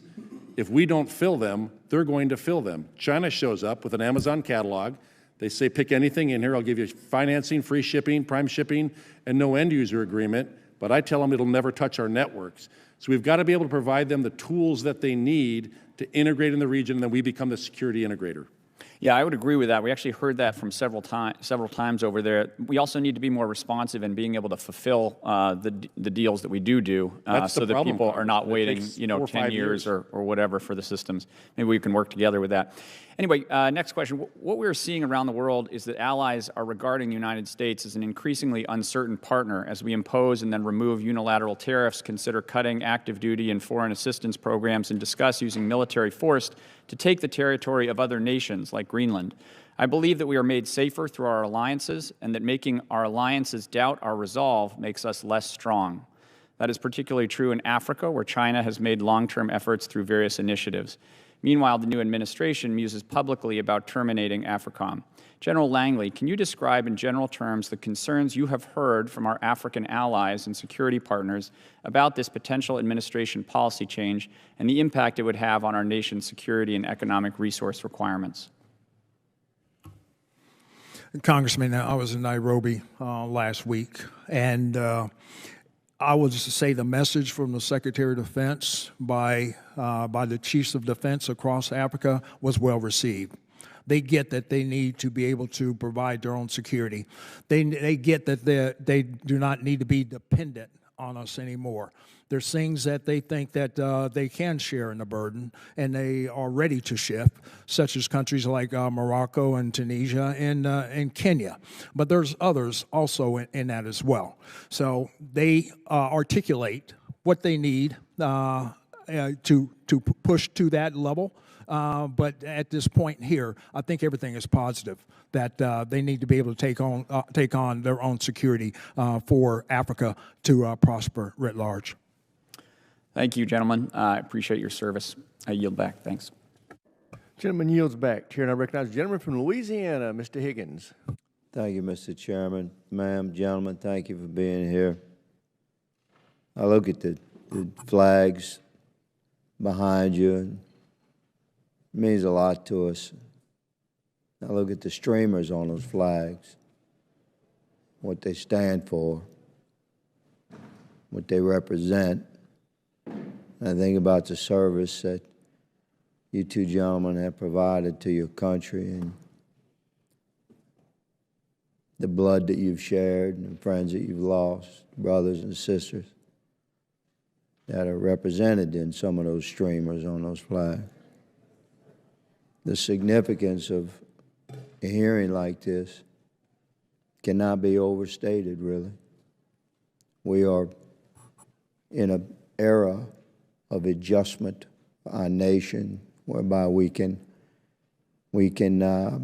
move into the 21st century as a dominant military force worldwide in order to maintain and preserve or establish peace. And Congress has an incredibly significant job to do to listen to the experts that is provided to us so that we can improve the means by which we provide our warfighters with modern technology. So I thank you for being here and for your service. General Kurilla, you had mentioned multi-year funding versus 1 or 2 year funding. Would you please clarify for this committee the difference between multi-year funding for the DoD versus multi-year contracting for our defense contractors? Because we don't want to lock into a technology that could be replaced by a better, less expensive technology. Would you touch on that? Sure, I agree. I mean, one of the challenges I think you have, if you're a business and you make X, you have this production line, but if you know you're only going to get money from these companies, you're spreading that out. You only have so much production line. So when we have partners come to us and say, we would like to purchase X, and we tell them they can get it in 2029 because we don't have the production capability, that is a concern. I'm also just as concerned that the industrial base cannot keep up with the weapon expenditure. Every conflict that we've had recently has underestimated the weapons. Russia, Ukraine, Israel. And so I think what we want to do— Right, yes, sir. So not to interrupt you, but you're at the heart of the problem. What I want to get to here is that if we have to find the sweet spot, and I'm going to ask you what that is. We have a problem of historically like constant design changes with a program. We have to move away from that. If we have multi-year funding for the Department of Defense that gives greater executive authority to accomplish the mission, and build and procure and take delivery of the right vessels and craft. But we don't want to be locked into a multi-year contract with a particular defense contractor, because that would insulate us against the emergence of significantly better tech that's more effective and more lethal and less expensive. We have to be able to make that shift. So what is that sweet spot? I can't tell you exactly what the sweet spot is, but I do know we have to be agile. We've been making Patriot missiles for a very, very long time, so the multi-year funding on that, I don't know if it's 3 to 5 years, but if I'm a businessman, I'm not going to build new production lines. Understood. I don't know if I'm going to get money next year. That's for like existing tech. Okay, shifting to some tech that's out there that I want to know if it's being shared. Some of our allies in the Middle East are incredibly wealthy. They have unlimited funding for research and development. And from my research indicates that they are fielding some autonomous tech that is far beyond what we have. Are they sharing that with us? So we are partnered with several of these partners in the Middle East. We do share quite a bit. There are some things that we know that they are using as well, but we have quite a bit of visibility on that. And finally, what would it take to wipe out Houthi operational capabilities, sir?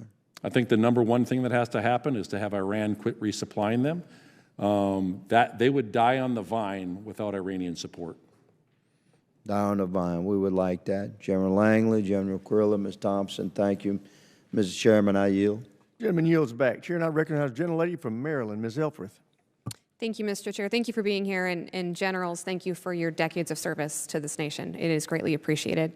I'm going to start where my colleague left off with the Houthis. Even though we've negotiated the ceasefire with a designated terrorist organization, they continue to launch attacks, as we've said, both at our allies and continue to place global commerce at risk. What can you tell us in this open session about the specific drones attack on Israel, and what are we learning from that? The specific what, ma'am? Drone attacks on Israel. From Iran or from the Houthis? From the Houthis. So for the Houthis, I mean, we are still shooting down Houthi UAVs that are going towards Israel. They have taken an Iranian UAV. It's called a CAS-04 with some modifications, additional gas. They call it a Yafa. It has there's some Houthi firsts here, but it's Iranian equipment that can go 2,600 kilometers. And so when we have that, we've shot down dozens of them. And so they are taking a very simple UAV, extending the range of it, and then Israel has effective defenses as well. It's been said, but I want to reiterate, we're in, between Ukraine and this region, hypersonic technology development, particularly with drones. What evidence do you have that the Houthis are sharing their drone warfare knowledge with our adversaries? So with other adversaries, so I will take you back to July of 2024. We killed 7 individuals in Iraq that were setting up 2 UAVs. Of the 7 individuals killed, there was a Houthi UAV expert, a brigadier general. There was an Iranian IRGC UAV expert there. There was 3 Kataib Hezbollah individuals there as well, and there was a Lebanese Hezbollah individual there as well. So we are seeing that. There is Houthis have outreach to Russia. They have gone to China. They have cells in Iran. They're in Syria. They're in Lebanon as well. Okay, thank you. Switching gears to General Langley. We've touched on in this hearing the very real nexus between our longstanding humanitarian efforts and investments in Africa to build allies, and at the same time, the very real threat China poses, particularly to naval progress, but also the extraction of those rare earth minerals that are critical to national defense. All of that related to national security and your role.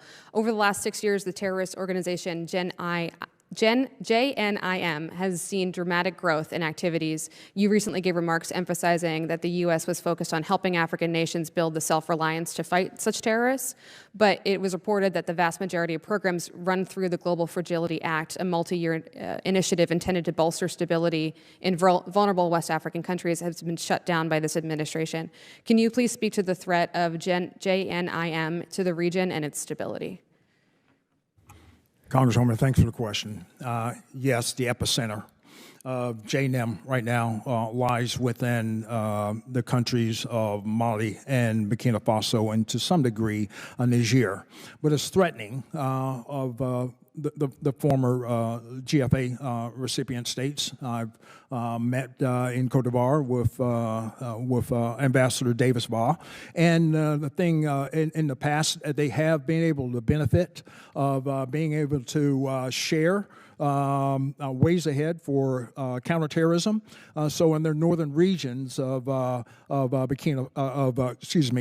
southern regions of Burkina Faso, but the northern regions of Cote d'Ivoire, they've been very effective with the construct they've established. So yeah, they benefited from their whole of government, and I think the GFA had been an enabler for that in the past. But going forward, they know that with the straight talk that we have already said that we need to share this burden. And Burkina Faso we've offered them other opportunities to be able to benefit with what Cote d'Ivoire has been successful at. So it's a sharing of ideas and sharing of the enduring solution to counterterrorism, which all of those countries can benefit from. Thank you, General. And in my remaining moments, I'm just going to make a statement about the President's recent desire or statements and desire to develop the Gaza Strip into the Riviera of the Middle East and how deeply troubling those statements are. Many of us share the desire for a lasting two-state solution driven by self-governance and long-term stability in the region. Yet building such a resort and displacing 2 million Palestinians will only exacerbate tensions and create a target for further hostilities in the region. I understand this isn't directly related to your responsibilities in the military, but I fail to see the national security reasoning. Instead, I want to echo with my last moments my colleague, Congressman Tran's excellent proposal that CENTCOM use its incredible logistics capabilities to support distribution of humanitarian aid in Gaza. Thank you. Gentlelady yields back. Chair, and I recognize the gentleman from Texas, Mr. Gooden. Thank you. General Langley, I'll start with you and then move east. Regarding the DRC and Rwanda, could you give me kind of an update, not necessarily a history, but where you see things as they stand today with that conflict? Yes, at the cusp of it, at the central piece of it is the encroachment of M23 forces into into the DRC, eastern DRC. They've been very successful in their offensive operations, going all the way down to South Kivu. This encapsulates some of the regions that are rich in critical minerals. Just at the diplomatic realm, I won't speak to that piece, but I know that Rwanda is allegedly supporting the M23. And then President Tshisekedi in DRC is trying to get his forces right set so they can counter this. So that's all in the diplomatic realm. SADC, a number of regional constructs in Southern Africa are trying to solve this problem and trying to come to a truce where we can affect peace. Over. Well, we would consider both countries to be friends of ours, I believe, so it's tricky in that sense. But in your mind, what needs to happen to wrap this conflict up and bring peace to the region? From an operational perspective, like I said, this is mainly in the diplomatic realm, so I have to defer to State Department. Fair enough. Thank you. General, could you, the last time you were here, I asked you about Qatar and our relationship with them. Some of my colleagues have questioned Qatar's reliability as a U.S. partner and their status as a major non-NATO ally. And in light of the President's recent visit, could you clarify the strategic benefits of continuing advanced military exports to Doha and our relationship with them? How's that going? We have a phenomenal relationship, military to military, with Qatar. They house the largest base in the Middle East in Doha. They provide burden sharing in the form of $300 million a year to run those bases. They have been incredibly supportive of everything we do. Generally, the answer is yes. What is the question when I talk to them? I find that to be the case as well. I share your belief toward that. How does what opportunities could you see for us to expand that relationship that would benefit our nation? Sure. Just last week, we inducted for the first time a Patriot component into their depot-level maintenance, and they repaired that component for us. One of the things Qatar has offered to do is to help in either manufacturing or depot-level maintenance for some of the unique systems that we both share. So I think there's tremendous opportunity that can help also our industrial base as well as our maintenance base. I appreciate that. Thank you for the work you're all doing, and good luck. Thanks so much. Yield back. Gentleman yields back. Chair now recognizes a gentlelady from New Hampshire, Ms. Goodlander. Thank you, Mr. Chairman, and thank you to our witnesses for being here today, particularly to you, General Kurilla and General Langley. I want to thank you for your incredible service to our country, and I will miss you very much as a new member on this committee, so thank you for everything you've done. General Kurilla, I want to take you back to 2022, your confirmation hearing when you testified that Iran, the Iranian regime, is the #1 destabilizing force in the Middle East. Is that still? Still remains the #1 malign influence in the Middle East. Thank you for that. You know, you in your written testimony, you testified that Iran's nuclear threat, its best chance at restoring deterrence and imposing its will on the region is its nuclear threat. And you also testified that Iran has virtually doubled its enrichment capacity in the past 6 months, which is extremely alarming, I think, to everybody on this committee. And I just want to say at the outset that we are committed on a bipartisan basis to taking action on this issue. I'm proud to be supporting the Enhanced Iran Sanctions Act of 2025, and we welcome the Pentagon's help in advising Congress as we think through every tool that can be used to prevent Iran from obtaining a nuclear weapon. I want to ask you, General, about, as many of my colleagues have, the other pillar of the threat Iran poses, its funding for terrorist groups, and particularly the Houthis. So last month, the President reached a ceasefire agreement with the Houthis, the terrorist organization, the Houthis. I wanted to ask you the goal of that ceasefire agreement and the terms of the agreement. So when the President gave the mission to CENTCOM, it was a very specific mission on March 10th. He said, I want the Houthis to quit shooting at our ships. That was the mission that was given to us. For 51 days, we pounded the Houthis. They were screaming to all of our partners in the region, to include the Omanis, to get the Americans to stop pounding them.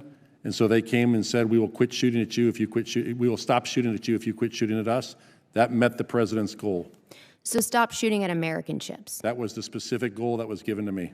Understood. And the goal is to restore freedom of navigation in this important part of the world where so much of global commercial shipping depends upon the freedom of navigation. 30% of all container traffic. So has commercial shipping resumed? So that will be more of a lagging indicator when the insurance rates come down. We just did a freedom of navigation with 4 warships over the last week. Nothing was shot at them. We also had multiple other countries' frigates, and the UK destroyer went through there. I think you will see over time, as long as the conditions exist. Deterrence is always temporal. As long as those conditions exist and the insurance rates come back down, it's a 2-week faster transit to go through the Red Sea and the Suez than to go around the Cape of Good Hope. But right now, a shipping industry is looking at it, as long as the insurance rates stay high, they will choose to go a different route. And so that's going to be a lagging indicator.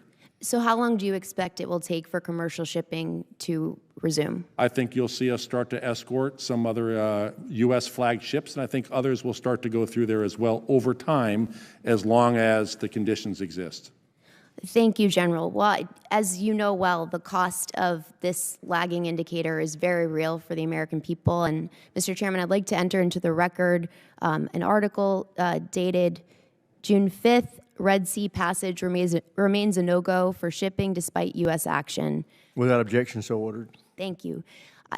General, I want to ask you about, well, first of all, so our goal was to protect American ships. Our goal was not to protect our ally Israel, and we are seeing an escalation in the conflict between the Houthis and our ally Israel. You've testified to some of the things we can do to help mitigate that threat to our ally. But I just want to say for the record that this, you have said well that this is a threat that's metastasizing. It's a regional scourge, and the United States cannot give up on this. We are still protecting Israel, though we have THAAD battery there that is shooting down Houthi missiles, and we shoot down Houthi UAVs that are going towards Israel. Thank you. General, I was very interested, and I'll be submitting more questions for the record, in what you said about what CENTCOM could do to help deliver humanitarian assistance to Gaza. Can you tell us what resources CENTCOM has to bear towards what I think we can all agree is a really important mission? So I think that the biggest resources that CENTCOM can assist with is the ground lock is where how you move large quantities of that. We assisted the Jordanians in scanning all of their trucks before they went in, and that met the Israeli security concerns of any trucks going in, and we delivered. Generally, time's expired. Chair, and I recognize the gentleman from Guam, Mr. Moreland. Thank you, Mr. Chairman. Thank you all for your participation today, especially what you have in front of you. And over the last 18 months from the administration and CENTCOM and AFRICOM, you've engaged and you sustained some high-tempo operations involving missile defense and rapid force protection. You contested logistics and you counter-proxy engagement, so many of which reflect the type of challenges we're anticipating in the potential Indo-Pacific conflict. So lessons learned, I'd like to hear from each of you from this kinetic operations that you've been doing, whether it be from CENTCOM's counter-Houthi maritime strikes or AFRICOM's experience in the dispersed operations in low-access environments. What lessons are being actively incorporated into strategic planning for high-end fight in the Indo-Pacific? Ms. Thompson, if we can start first with you, please. Thank you, Congressman. I think it's an incredibly important question. I'll leave the operational details to General Langley and General Kurilla, but I would say one of the most important things that we're watching is certainly strategic waterways and the ability to flow forces into the Indo-Pacific. Obviously, freedom of navigation for U.S. military vessels through the BAM and the Red Sea is critical to that effort. So I would just highlight that as one of the big takeaways and one of the strategic choke points that's very important to make sure we have control over. General, please. So I think between both the Iranian attacks on Israel as well as our the Houthi attacks on our naval forces, we have learned a lot that are applicable, and we pass these back to big Navy, big Air Force, the Army as well. Software is a weapon. Our ability to do combined, joint, all-domain command and control. The things that we are doing with software is amazing. We have advanced that. We have engineers every day making improvements on our ability to do that. It's a warfighting headquarters. The things that we are doing with ballistic missile defense, the software is changing based on what we are seeing on the battlefield. The same thing I would tell you as it comes to counter-UAS as well. We are making changes to the Navy software on the spy radars based on what we're seeing. It's the first time in the history of warfare that anti-ship ballistic missiles have been used against ships. I would remind you that the Truman spent 51 days in the longest sustained period of combat for an aircraft carrier since World War II, and they performed marvelously. Thank you. General? Thank you, Congressman, for that question. And from my perspective, in an operational sense, I look at it as supporting three different combat commanders to include CENTCOM in their globally integrated plan against their foe, especially Iran, and then and even EUCOM in their global plan as well as INDOPACOM. And on this map here that you see the strategic choke points.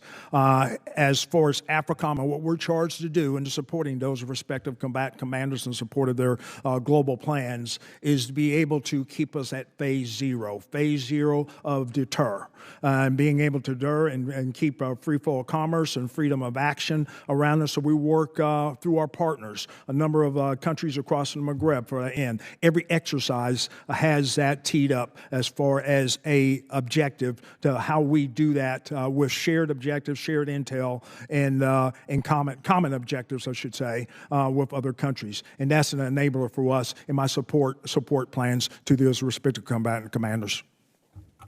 Thank you, General. General Kurilla, and most of my hearings, I'm always an advocate for the Army, right, in the Indo-PACOM area especially. But today I want to advocate for the Navy's role in CENTCOM. So how has the United States participated in this multinational maritime task force to counter both state and non-state actors within your area of operation? So I'm incredibly proud of the sailors in our Navy and what they've been able to accomplish. So when I look at CENTCOM, it has 3 of the 8 strategic choke points in the world. And what our Navy has been able to do to be able to secure those has been fantastic. I mean, they have really, when you look at what they have done both against the Houthis and in their interdiction of other things coming into the region, they've done a fantastic job. Thank you so much. Thank you for your service to the nation. I appreciate you all. Mr. Chairman, I yield back. Gentleman yields back. Chair, now recognize the gentleman from Illinois, Mr. Sorensen. Thank you, Mr. Chairman. Good morning and welcome to General Kurilla, General Langley, and Ms. Thompson. I especially want to thank the 2 generals here today for your many years of service, your dedication to our nation. Since this will be the last time that you appear before our committee, you have worn your uniform so proudly, and your country will always be grateful of that. Both sides of the aisle agree today that we must continue to improve support to service members as well as our standing around the world. But I must say that my constituents and I are still very angry that our men and women in the CENTCOM theater were put at risk by the signal mess with Secretary Hegseth, Vice President Vance, and other senior members of this administration. Our brave service members should never have to worry that our own leaders are giving enemies our mission secrets. As we've seen with the Houthis, we need to be able to properly protect ourselves from drones, and we should be outfitting our own warfighter with drones. The Rock Island Arsenal's Joint Manufacturing and Technology Center 3D prints drones that then get outfitted with the sensors and the systems needed for our important missions. And I think this is crucially needed, but to both generals today, can you talk about where we need to be going in terms of both our unmanned air systems and counter-UAS capabilities in our regions? If I could just jump on the additive manufacturing 3D printing. So we have an innovation task force out there. One of them is Task Force 39, which has an additive manufacturing in Kuwait. We use that for both polymers and metallic additive manufacturing. We'll print parts, get that back to get a system back up until that OEM part can come in. We do that on a routine basis. We are 3D printing drones down in Task Force 99 down in Qatar. And they do with these small attritable drones. We slap some cameras on them, and we use those very effectively as well. So I think this is, when you talk counter-UAS, though, a big part of it is the detect. And I think we have to do a better job to be able to detect, and that is something that we've made some recommendations on as well. General Langley. Now, I'll just go ahead and state that my buddy here, Corella, in CENTCOM region has been a lead as far as evolving technology to counter drones, because what happens in CENTCOM will eventually happen in AFRICOM. So we've been following his lead in the technology and the experimentation, and we've been leveraging that within the AFRICOM region. Thank you, sir. The new regime in Syria certainly changes the landscape of the Middle East. You know, I'm hopeful that this will really diminish Iran's influence in the region and lessen Russia's foothold in the Middle East. To General Kurilla, with our approach to Syria changing, where do you see things headed today, and what opportunities and challenges do you see going forward? So the opportunities are significant. I think I see a lot of upside. I see little downside for engaging right now. Ambassador Tom Bark, he's the U.S. ambassador to Turkey, but also the special envoy to Syria. I talk to him often. He is at the table. I think we waited a little too long to come to the table with the fall of Assad back in December. We're now there, and we're able to engage and be able to shape the way forward. I think that's a very, very positive thing. One of the things that I worry about with the current administration is how we're handling the relationships that we have with our allies around the world, our ability to forge new partnerships and friendships. You know, building and maintaining these partnerships is so crucial to our own safety and our interests. And as General Kurilla mentioned in your written statement, we can't take our partners for granted. Can you speak to the importance of our allies in the region and what we in Congress need to do to support them? Well, I think a big part of it is being there for them. I've been to the region 45 times. You have to be there. You have to sit down. You have a meal together, and that's how you build a friendship and a relationship. I talk to the Chads almost every single day. I'm talking to a different Chad, multiple chiefs of defense. I'm sorry. Yeah. Every single day, I'm talking to several of them. When they're sending you pictures of their grandkids, you know you're part of the family. And to be able to do that, though, what they're asking of us is, hey, one, are you going to be there for us? And the answer is yes. But it's the foreign military sales is their single biggest frustration that they have on the time to deliver. They have the means to purchase. It's the time to deliver that equipment that they're asking for. And that's where I think we can. I'm 40% of all foreign military sales in the world in the CENTCOM region, and I think we can do a better job. Thank you, gentlemen, both for your service, and we appreciate your dedication to our country. Mr. Chairman, I yield back. Gentleman yields back. Chair, I recognize the gentleman from Texas, Mr. Luttrell. Thank you, Mr. Chairman. Gentlemen, thank you for coming today, and I'd like to thank everyone in uniform today, as well as our veterans that are in the room. General Kurilla, you talked about ISIS-K in Afghanistan in your opening statement. I'd like a little deep dive, if you don't mind. Sure. All right, so ISIS Khorasan, perhaps one of the most active in trying to do external plots globally, to include against the homeland. Right now, what we saw is the Taliban, in going after ISIS-K, they hate each other, pushed a lot of them into the tribal areas on the Afghan-Pakistan border. Through a phenomenal partnership with Pakistan, they have gone after ISIS Khorasan, killing dozens of them. Through a relationship we have with them, providing intelligence, they have captured at least 5 ISIS Khorasan high-value individuals. They extradited back Jafar, who was one of the key individuals behind the Abbey Gate bombing. And the first person he called, Chief of the Army Staff Munir, was me, and said, I've caught him, I'm willing to extradite him back to the United States. Please tell the Secretary of Defense and the President. So we are seeing Pakistan, with limited intelligence that we're providing them, go after them using their means to do that. And we're seeing an effect on ISIS Khorasan. At the same point, they are continuing to move around. Sometimes they'll try and go back into Afghanistan.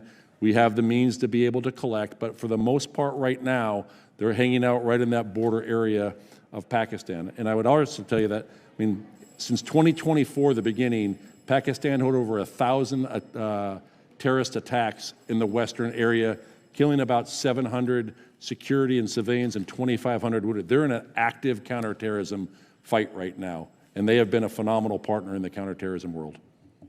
Does it seem like they're scaling down or scaling up? So I think from ISIS Khorasan, they got hit very, very hard over the last several months. And so I would tell you right now, they're at a low point right now. What we're getting out of interrogation and exploitation has been significant. But remember, these are the same individuals that did the Crocus Music City Hall attack in Moscow. They did the attack in Kerman, Iran, and they've attempted other attacks, and there is actually ties in a classified setting that I could talk in terms of the homeland. China, whatever we have to do not to go back to that place would be amazing. That's why we need to, if I could. Yes, Congress, please. We have to have a relationship with Pakistan and with India. I do not believe it is a binary switch that we can't have one with Pakistan if we have a relationship with India. We should look at the merits of the relationship for the positives that it has. General Langley, in regards to AFRICOM, it seems as if Russia more or less has Africa landlocked. Well, I'm looking at the map here. Can you give me a kind of a high-level briefing when it comes to Tunisia, Algeria, and Libya, the northern part of Africa? If you roll the clock back maybe a decade, that seems to be the best place you could hide in plain sight, especially in the northern point of Tunisia, with the vastness of the desert. Are we seeing anything happening, developing in the northern part of Africa? Because it seems as if we are centrally kind of focused on where all the rare earth minerals are being mined. Congressman, that's a great question. And I've always been, through my tenure of command, the last 3 years, engaging with all these countries to the degree as we look at this is NATO's southern flank. And I see those strategic choke points on there. We need freedom of navigation or freedom of action for our ships in support of those war plans for NATO and for EUCOM. So I've been working overtime and engaging with these countries. Morocco's doing their part, and even Algeria, which in some realms that we disagree on some things, but Algeria, we were able to sign a non-binding agreement in cooperation. But I will tell you that Russia is still there. They're still trying to effect an agreement on their own so they can get basing access or port access. And as you even go down into Libya, I met with Field Marshal Haftar almost two times, engaging them to ensure that we can work with them because we have shared threats, especially along their southern borders of terrorism.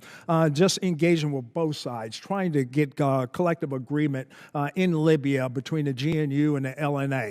That is essential that we keep U.S. diplomatic agreements and cooperation with these countries because we see what Russia's trying to do, establish some ports across the Mediterranean, warm water ports, so that it'll affect their operations, try to get a decisive advantage. But we're not going to let that happen in phase zero coherency operations that we do in AFRICOM. Thank you. Ms. Thompson, I have nothing for you today. Keep up the great work. I yield back, sir. You got it easy today from him. All right, we now have Mr. Cisneros is recognized. Thank you, Mr. Chairman, and General Kurilla and General Langley. Thank you both for your years of service and dedication to our country as you both get ready to retire here in a while. But General Langley, when I was in the Navy, my ship, the USS Ogden, stopped in Eritrea, which was at that time a new independent nation. We went there to show the flag, but to show a support for this new country and really to the region as well. But that's not the impression I'm getting from the current administration. They're pulling away foreign aid, ships aren't visiting the continent like they used to. We're leaving a void for Russia and for the PRC to fill. And you've been quoted as saying that the PRC is replicating what we have done in Africa, targeting the International Military Education and Training Program that they also said they're going to increase security and training in a number of countries. In April, it was reported that Cairo and the PRC were planning to participate in a joint exercise between their air forces. As the administration continues to pull back and the PRC continues to build relations, what, in your opinion, is the national security risk and impact to Africa as well as to us here at home? I'd say the CCP is trying to replicate what we do, what we've done in the past, and have a strategic advantage, and especially engaging with our African partners. because they want to be able to establish a enabler to close the decisive gap that we've had over them for years. I'll just go into maritime sense, especially with their NETF, which is their Naval Expeditionary Task Force. They go around the periphery of the African continent, engaging with a number of countries. We need to be able to get that.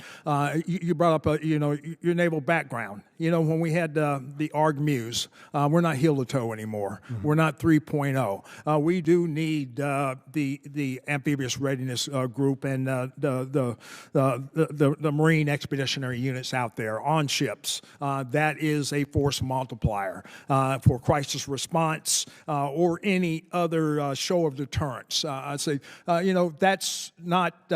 That doesn't go across political lines. That goes in operational lines. Navy, as I met with the Vice Admiral in their operation sense, but also met with Admiral Kilby and also Stuart Munch, and they are bringing up the capability to try to provide Africa with that capability so that we can compete with China, especially in the maritime sense.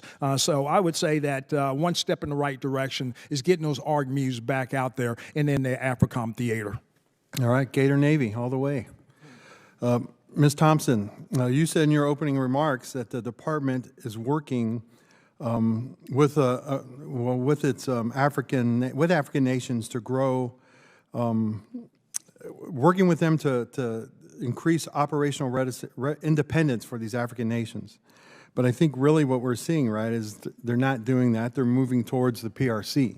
As I referenced here, Egypt and the PRC kind of talking about doing joint operations. How does the department not see this as a red flag? Why aren't we doing something about this? Why are we pulling away and we're just pushing them in the direction of our, of our pacing threat here? Sir, thank you for the question. I really appreciate it. And I would point you first to our interim national defense strategic guidance. Our top two priorities are defense of the homeland, countering terrorist threats that have the capability and intent to strike the homeland, and then deterrence of the PRC, particularly in the Western Pacific, but obviously, as you outlined absolutely correctly, that bleeds over to the African continent as well. And so I would say from our Title X security assistance approach to the continent, but then also as we're in the development process for our national defense strategy, this is something that is top of mind, and this is certainly not an area where we're pulling back. We want to be very targeted and strategic in our approach to make sure that we are deterring the PRC's, particularly their ability to have a military advantage on the continent. So I would share your assessment on that front. Well, please take that back to the heads over there, right? As we continue to pull away, they are continuing to build relationships with China and the PRC. And, PRC is more than happy to fill that void as we pull away. And this should be a red flag that they are working with these things, and that is something that needs to be brought up and considered. And with that, I yield back my time. Gentleman yields back. Chair, and I recognize the gentleman from Georgia, Dr. McCormick.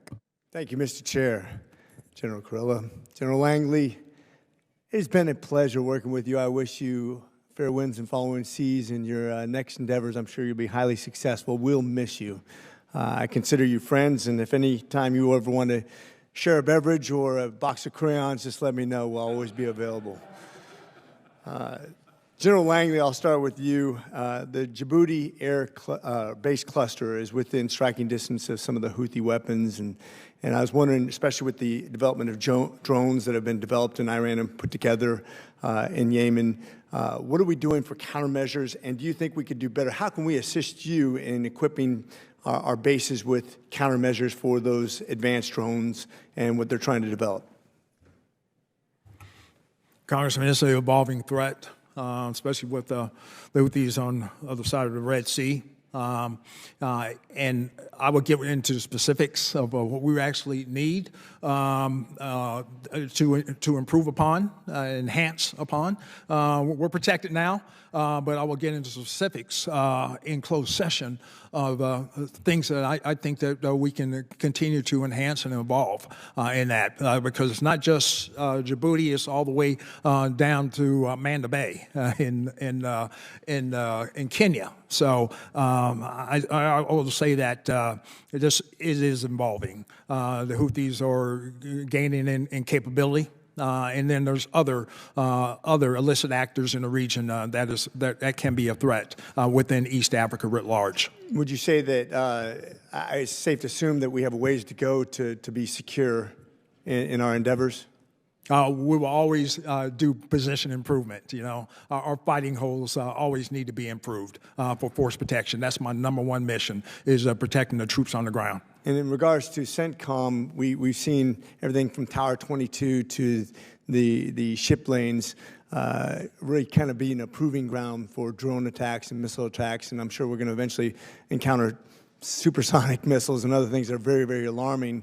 What have you learned from those sort of contacts as we advance our technologies and we have these new technologies to deal with? You have, Congressman, you have to have a layered defense is the first thing, and you have to continue to improve upon your capabilities and evolve faster and move faster than the enemy can on theirs. Look at what happened in Russia with the Ukraine, when you watched also them go to fiber optic drones because of the EW and the jamming that was up there. So they're moving very, very quickly in terms of advancements. We have to move faster.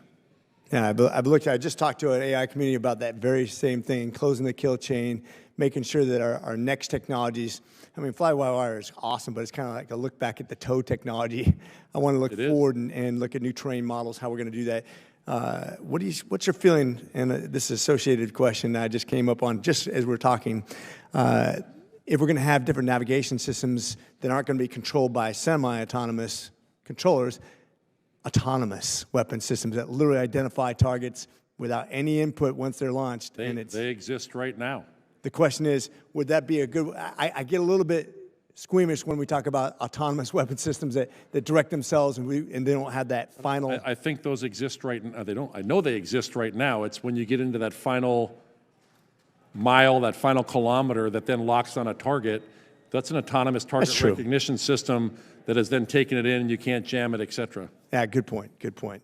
One of the other things I thought was really interesting is there's USAID and other things that we do in foreign investments we do that now come into question. Now, some of it's been wasteful, but obviously I'm not against foreign aid because it gives us real influence and really creates stability in different regions. Where do you think we could redirect those funds that have maybe been not spent on the most efficient systems? This is for both of you, and I know we only have 45 seconds left, but where can we best spend the money we do to influence and create stability in those regions that we're talking about right now? Well, I think from a USAID, State Department is now taking on that responsibility. For us, there are certain countries that absolutely don't have the natural resources, and those are things that we need to look at. And I can get specific with you, and if you have a written question, I'll turn it over to Mike. Phase 4 operations stability. I've seen it work in Somalia. You know, as they were going through lower and middle Shabelle from 2022 heretofore. But without that and recreating that and or getting it from other countries, that there's going to be a lapse in completing a credible force to do the hold. My best to you both, gentlemen. Love working with you. Semper Fi. Gentleman's time has expired. Chair now recognizes the gentlelady from California, Ms. Jacobs. Thank you, Mr. Chairman, and I will echo all of my colleagues' thanks to both of you for your many decades of service. I've very much enjoyed working with all of you, and General Kurilla, as predicted, I outlasted you. General Langley, I first want to discuss our strategy in Somalia. Under your leadership, the United States has rapidly increased the pace of airstrikes against both al-Shabaab and ISIS Somalia. In the past 5 months alone, the U.S. has conducted 37 strikes compared to just 4 during the entire first year of the Biden administration. That's actually nearly as many as President Trump authorized in his first year, which totaled 39. So could you first tell me what is the objective of these airstrikes? Congresswoman, this is one of the #1 objectives of Secretary Hegseth came in when he became the Secretary of Defense. He said AFRICOM needs to do counterterrorism operations to protect the homeland. Up there in the Golis Mountains, you have ISIS Somalia. They have the propensity to affect the homeland, whether it be global financing. We had to stop that. we did have an operation back in 2023, but ISIS Somalia has grown. As a matter of fact, the emir is there now. They've only increased their capability and capacity. That's why we had to turn up the heat on putting pressure through lethal means to be able to attract that. I understand the threat. I guess what I'm concerned about is that we've been using this same logic for decades. It doesn't seem like it's attached to any ability for us to eventually leave. And we saw that, for instance, in 2019, when there was expanded airstrikes, that it didn't actually translate to fewer al-Shabaab attacks in Somalia. So are these airstrikes part of a coherent, articulated strategy aimed at enabling long-term stability and ultimately drawing down the U.S. military footprint? Yes, that's our operational intent right now, to be able to cease or deter their ability for ex-ops to protect the homeland. Okay, that's different than there being an actual strategy. Ms. Thompson, you said Somalia is an incredible success. I think I would disagree with your assessment of that. Is there a whole of government coherent, articulated strategy aimed at enabling long-term stability and ultimately drawing down the U.S. military footprint in Somalia? Thank you for the question, Congresswoman. I would highlight my commentary was meant to associate with the INDSG guidance. Our number one objective is obviously to deter and deny and degrade credible ex-ops threats to the homeland.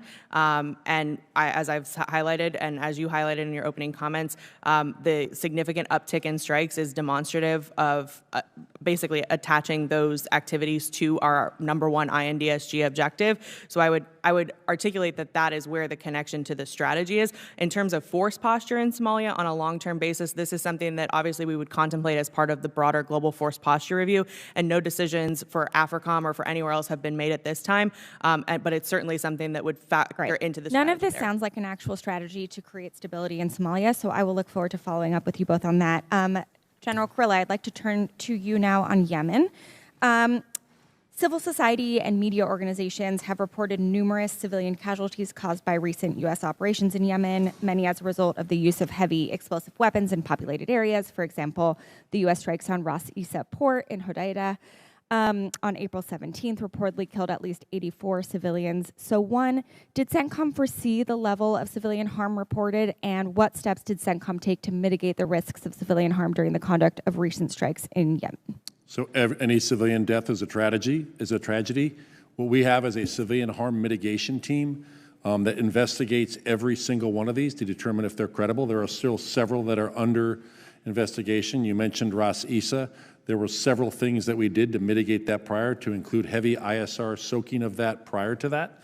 We did messaging to the individuals there. We did messaging to the ships. We ensured the weaponry and the mitigation of those systems. Now, the problem is you have a fuel port that is being hit. We did not target the trucks that were in the port at that same time. But again, that's under investigation to determine the actual numbers. And again, I would argue that this is the Houthi casualty numbers as well. And can you commit today on behalf of CENTCOM to publish your findings on civilian casualties in Yemen? We push all of that up and to the OSD, and they end up pushing those out. Okay, so you will publish Absolutely. them. Excellent. Thank you so much. And Mr. Chairman, I yield back. Gentleman yields back. Chair now recognizes this gentleman from Colorado, Mr. Crank. Thank you, Mr. Chairman. Ms. Thompson, thank you for being here. Generals Kurilla and Langley, thank you for being here and for your service. I want to start by asking you the same question I've asked every combatant commander that has come before HAS this year. In your opinion, has the space-based threat from China and Russia in your theater improved or worsened in the last 5 years? From a CENTCOM perspective, Russia has actually gone down because they're no longer really in the region where they were basing some of their space-based threats. China has probably increased, but I would tell you Iran has significantly increased. So overall increased, you would say? Yeah. General Langley? On the continent, Africa has increased, especially down in Namibia, dual-use, state-sponsored type space-enabling capabilities by the CCP. Yeah, and obviously we're in an open setting here, but can you provide maybe a brief description of how this threat affects your operations, General Kurilla? I would be happy to do that in a closed session. Okay, that sounds good. General Same? Okay. Yes, in a closed session. Okay, thank you. On another topic, I'm concerned about the nuclear threat from Iran and reports that they rejected the latest proposal for a new nuclear deal from the U.S. And it seems like Iran is hell-bent on having nuclear weapons, which would be a direct threat to the existence of Israel. General Kurilla, in your written testimony, you say, quote, a nuclear-armed Iran would change the Middle East overnight and forever, potentially setting off a regional arms race with catastrophic consequences, unquote. Can you expand on this? What would a Middle East with a nuclear Iran look like? I think you would see other countries in the region doing everything they could to obtain a nuclear weapon, either development or through purchase, to be able to gain one, to be able to retain deterrence back with Iran. And how can CENTCOM deter Iran from proceeding with their nuclear development program? How can they strengthen the president's hand at the negotiating table? I provide a range of options to the president, but I am in all favor of having a negotiated settlement that prevents Iran from getting a nuclear weapon because of the consequences of conflict. Okay. And then, General Kurilla, what lessons can the U.S. learn from Iron Dome that could be applied to the development of Golden Dome? Do you believe deterrence by denial to be an effective strategy? It can be. But I would tell you some of the biggest lessons learned is how Israel's defense industrial base works. You cannot even sell a system to the Israeli military, the IDF, that is not open architecture, that will not work with the rest of their systems, so you don't end up with a proprietary system that's standalone. We need systems that can integrate and all talk to each other. And so Golden Dome should take note of that. That would be my recommendation. Okay, thank you, General.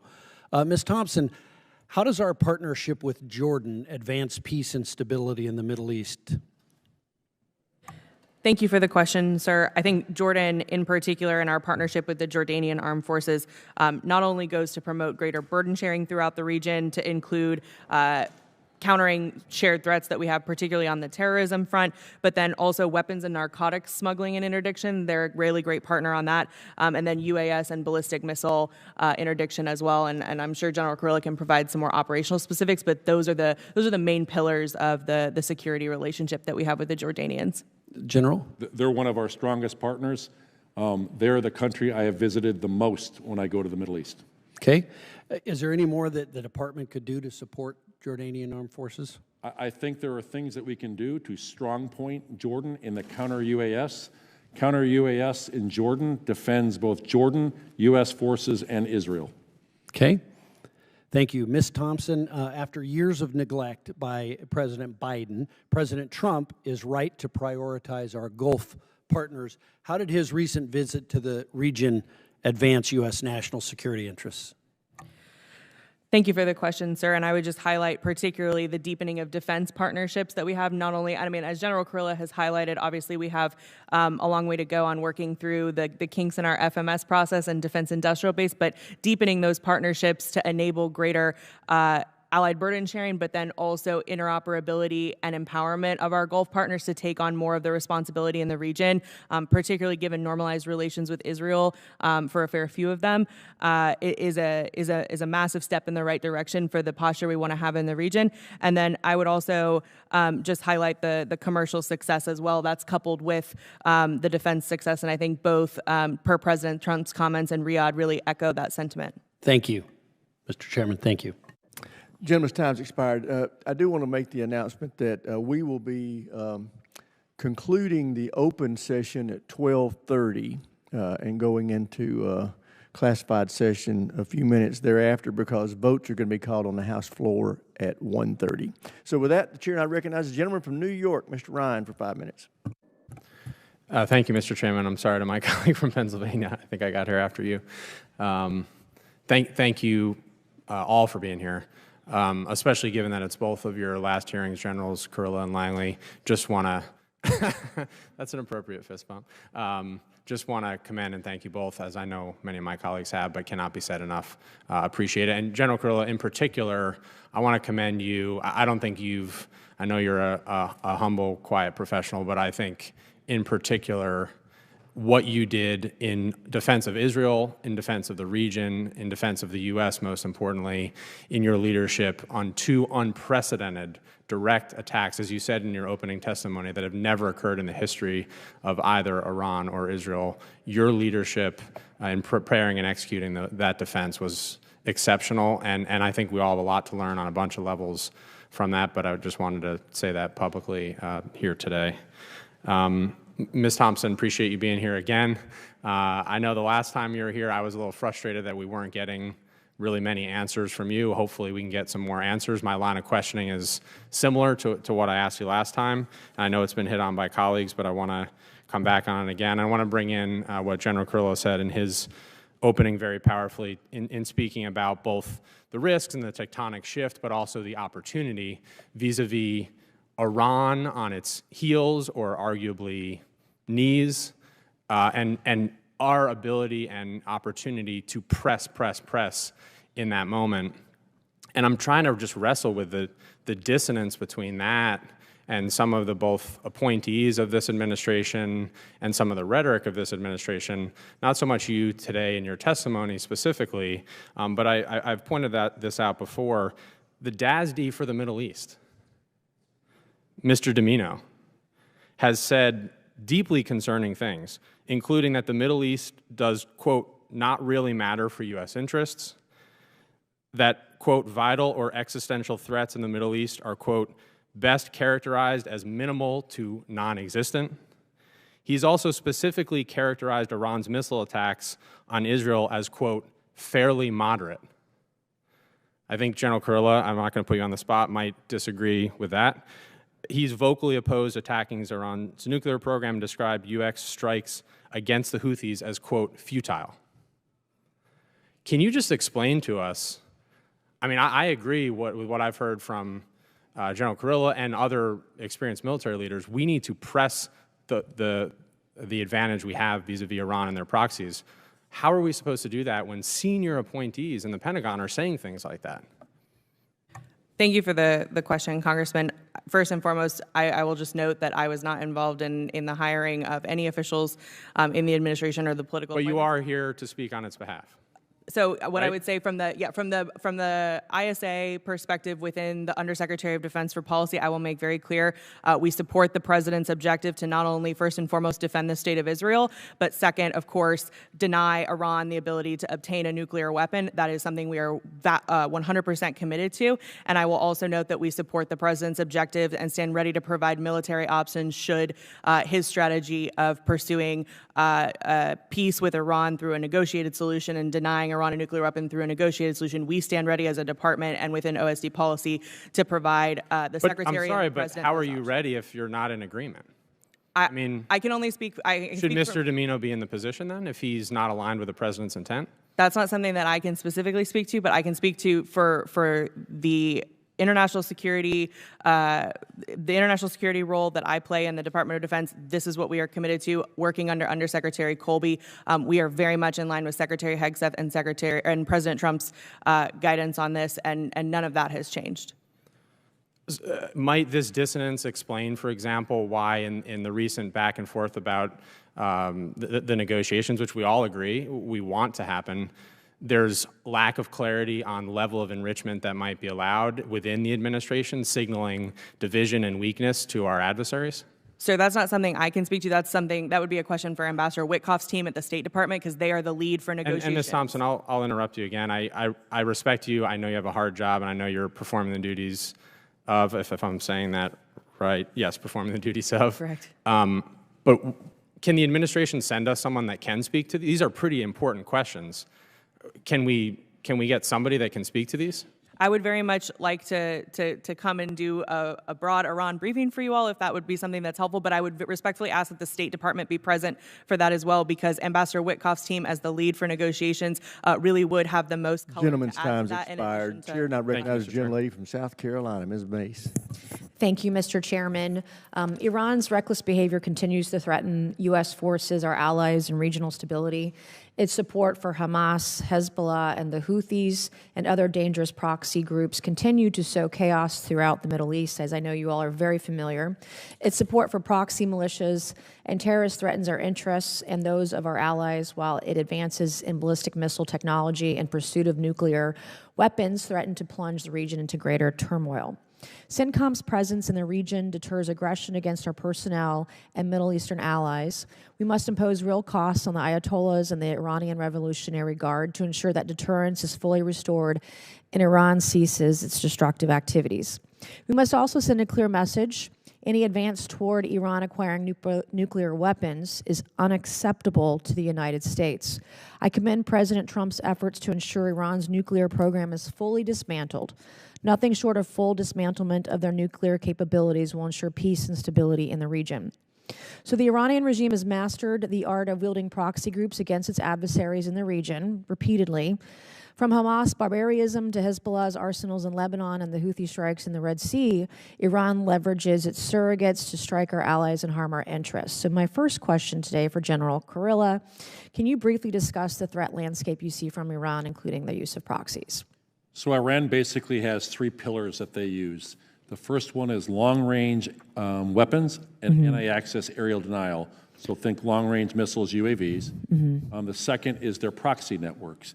The number one proxy they had was Lebanese Hezbollah, which acted as a bit of a sword of Damocles over the top of Israel. Israel's, the doctrinal term, disintegration of Lebanese Hezbollah should be studied by every military. I was recently there and saw that destruction, and they did a very successful work. It was brilliant. What they have done to Hamas. The Houthis were one that not a lot of people thought about before, because at one point it was the lowest priority for intelligence. I think it is something that we have to pay a lot of attention to. I think what you're seeing with the Iranian-aligned militia groups inside of Iraq, they used to be inside of Syria with the fall of Assad, that basically severed the Shia crescent. Qasem Soleimani, who we killed back in 2020, he wanted to have this Shia crescent that ran from Iran to Iraq, Syria to Lebanon. The fall of Assad severed that. That is probably the single biggest event that has happened in the Middle East. And what's changed since October 7th? I think what's changed since October 7th is Israel feels they're in an existential threat for their very existence with a lot of these Iranian proxies that are attacking them. And we had the first state-on-state attacks, blows between the two countries. Iran is a weaker strategic position. They've lost a lot of their proxies. Their air defense network is not what it used to be. However, they still have a lot of operational capability in terms of their long-range weapons. At the classified session, I can talk in great detail their capabilities. Do you have any concern about the Houthis and their relationship with Saudi Arabia? The relationship with Saudi Arabia, no, I don't have. I mean, Saudi Arabia has been a strong supporter of what we were doing in Operation. Yes, they have. But my understanding is we designate the Houthis, for example, as not the top-tier terrorist organization. They're on the lower rung of designation. Is that correct? They were, ma'am. They were firstly a specially designated terrorist group, and then we made them a foreign terrorist organization under President Trump. So they are at the top levels. They're at the top level now, which is something I advocated for when Biden was president, and it didn't happen, which means there are consequences to that in the Middle East, which is good for the United States and our allies overseas. Has the degradation of Iran's proxy network affected its ability to destabilize the region? So the one challenge we have with Iran, they get petrodollars. Okay. 90%, 85 to 90% of their oil is purchased by China. So China is effectively supporting and financing Iran's malign behavior. We still see the amount of funds that are going to the IRGC Quds Force, that is who runs the proxy networks outside of Iran. So as we look at the sanctioned oil, I think for the first time, the State Department sanctioned what are called the teapot refineries. These are refineries along the Chinese coast that these ships take this sanctioned oil. Iran, this is 10% of all Chinese oil they get. They import 70%, 50% goes to the Strait of Hormuz, but it's 85 to 90% from Iran. It goes into these teapot refineries, and I think the first time we've ever done is we've sanctioned one of those teapot refineries. Last question, thoughts on Qatar? We have a very strong relationship, military to military. Largest base there, they fund the base, they do burden sharing. When I ask them a question, they say the answer is yes. What is the question? Okay, Mr. Chairman, I yield back. Thank you. Gentlelady yields back. Chair now recognizes the gentlelady from Pennsylvania, Ms. Houlihan. Thank you, Mr. Chair, and that's what you get for being late to the gavel. I really appreciate your service, General. In general, thank you so much for your amazing careers and for the opportunity to speak with you. Most questions have been asked, so I'm going to ask the one that I have that hasn't yet been asked. General Langley, you spoke a lot about what's going on in Africa and the fact that you've had a conversation with our partners and allies and that they understand and are embracing, in your, I think, words, their new roles and responsibilities. I'd like to I'd like to believe that, and so let's say that that's true, because I hear that a lot from all of Europe as well about Europe and Ukraine.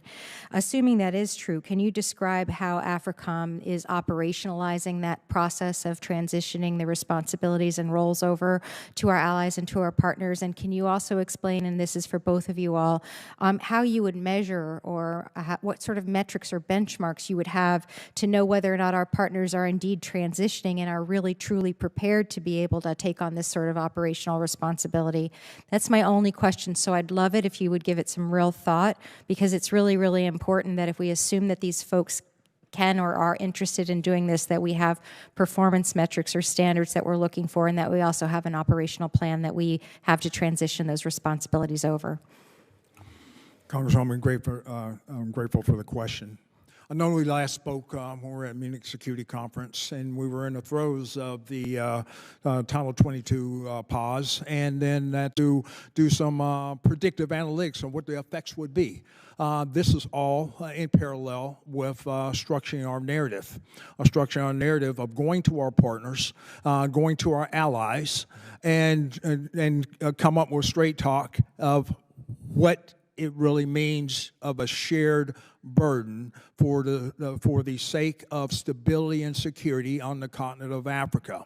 So I did I did meet with the NATO rep for the southern neighborhood, as they call it SNAP, and shared that with him. I said, our government, we are all in for stability and security across Africa, but we need a shared commitment from you, because this is your southern neighborhood. What happens as far as mass migration or a migration of terrorists that can threaten your neighborhood, your borders, is our same concern with our southwest border. So that soaked in well.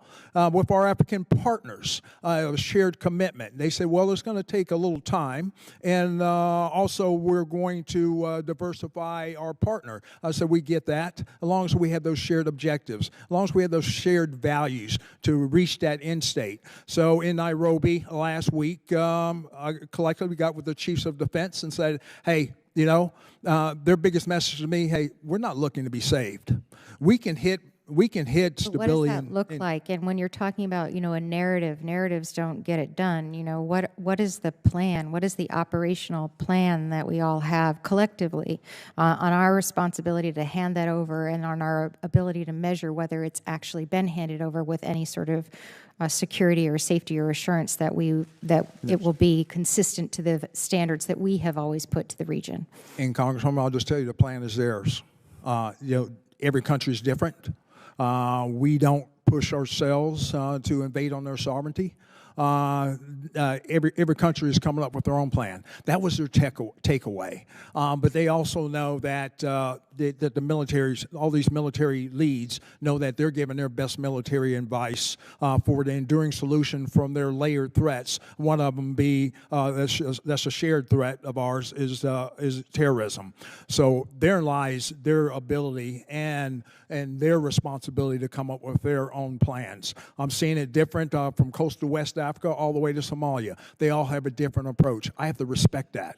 And how we Sure. can, then we decide, then we go through our Title 10 review, and we double down based on the empirical data, what has worked in the past and what didn't work. But how what do did you work is weave gonna those strategies together, or do you just walk away and say everybody's got their own plan, and it looks like a bunch of Democrats, we're all going to have a different plan? You don't want that. You want people to figure out how to work together, and us walking away from this is irresponsible unless we feel as though we're walking away with a plan that's unified and not just individual sovereignty. Am I making sense?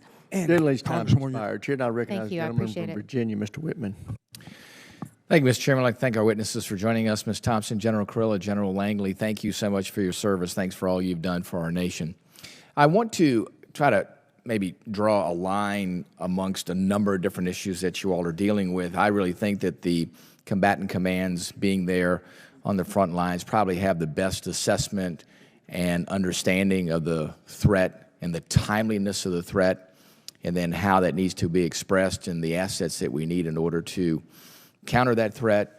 I mean, we see our exquisite assets, the ones you have in theater, General Carrillo, General Langley. You see where we pulled the Carl Vincent from the East China Sea. We extended the deployment of the Harry Truman.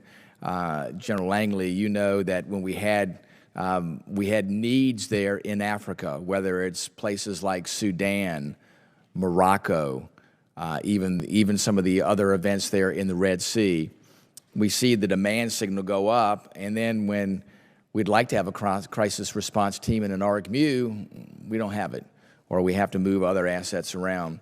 General Carrillo, you spoke at length about the building threat from one-way attack drones, and all you have to do is to look at the aerial photographs of the runways there in Russia and ask the Russians about the impact of one-way attack drones and give the Ukrainians credit. But the thing that concerns me is that's a scenario that can play in the opposite direction today and tomorrow. And I just don't believe we have the counter-UAS capability that we need. I want your perspective, because I think the COCOMs are closest to the threat. And if you were tomorrow to say, these are the things that I need that I can operationalize quickly. Well, I love our exquisite platforms, and we need them. But they're not coming quickly, and they're not coming inexpensively. But there are lots of opportunities with expendables and attritables. Give me your perspective. If you could give us on your UFOR list, if you could say today, my top priorities on the UFOR list, the way you see the threat as it is today, both of you, what would be your top 5 priorities to make sure this nation gives you at least a part of the tool set that you need, part of the kit that you would need to counter what you see and how it changes on a daily basis? So the greatest risk, Congressman, in the CENTCOM AOR is the unmanned aerial systems and ballistic missiles. Yeah. So it would be in the detect and kill of counter-UAS to include swarms, large numbers. You need magazine depth. And then in terms of our air defense assets that are forward deployed, you have to be able to protect those from counter-UAS as well. We need to be very mobile. We need to be able to integrate them into the systems. When I took over 3 years ago, if I walked into a base defense operations center, that's where they do all the command and control for the base to be able to defend against drones, you'd see 5 systems, 5 screens, 5 operators. Yeah. Now when you walk in, we've been able to integrate that into maybe 2 screens and 2 operators, but you have now 7 systems integrated into there. So we need to really do better at the detect. We're only going to see the systems get smaller, more lethal. Electronic magnetic information, the electromagnetic spectrum, when we try and jam them, that's why the Ukraine and Russia went to fiber optics, going out to 40 kilometers with fiber optic drones. Yeah. You can't jam that. And so those are the things I would ask right now is the counter-UAS detect. I think we need to put aerial AESA radars for low radar cross-section to be able to pick up, elevated, and then ballistic missile defense. Very good. General Langley? Ballistic missile defense. Yep. Yes, thank you. I think my top 3 is about the same as Eric Carrillo's counter-UAS, integrated air missile defense. And but I was going to add, sense to make sense, ISR. I'm at a deficit for ISR across the continent for emanating threats. Match capabilities to the threats. That's what Secretary Head told me to do, and that's what I'm requesting. But just go further down the list. Maritime capability. Like I said, I've said it already, but I'm just going to go ahead and bang the drum. We missed the ARGMU. Yeah. We missed the amphibious readiness group. The Marine expeditionary units, they're ready, but they're sitting on the shore. But we need to fix the ship problem. As far as that 3-ship ARG is what's needed. We can't do heel to toe anymore. Sometimes we're not even 1.0. We need to get back there. I talked to the Vice CNO the other day, and he gets it, as well as I talked to the Commandant of the Marine Corps.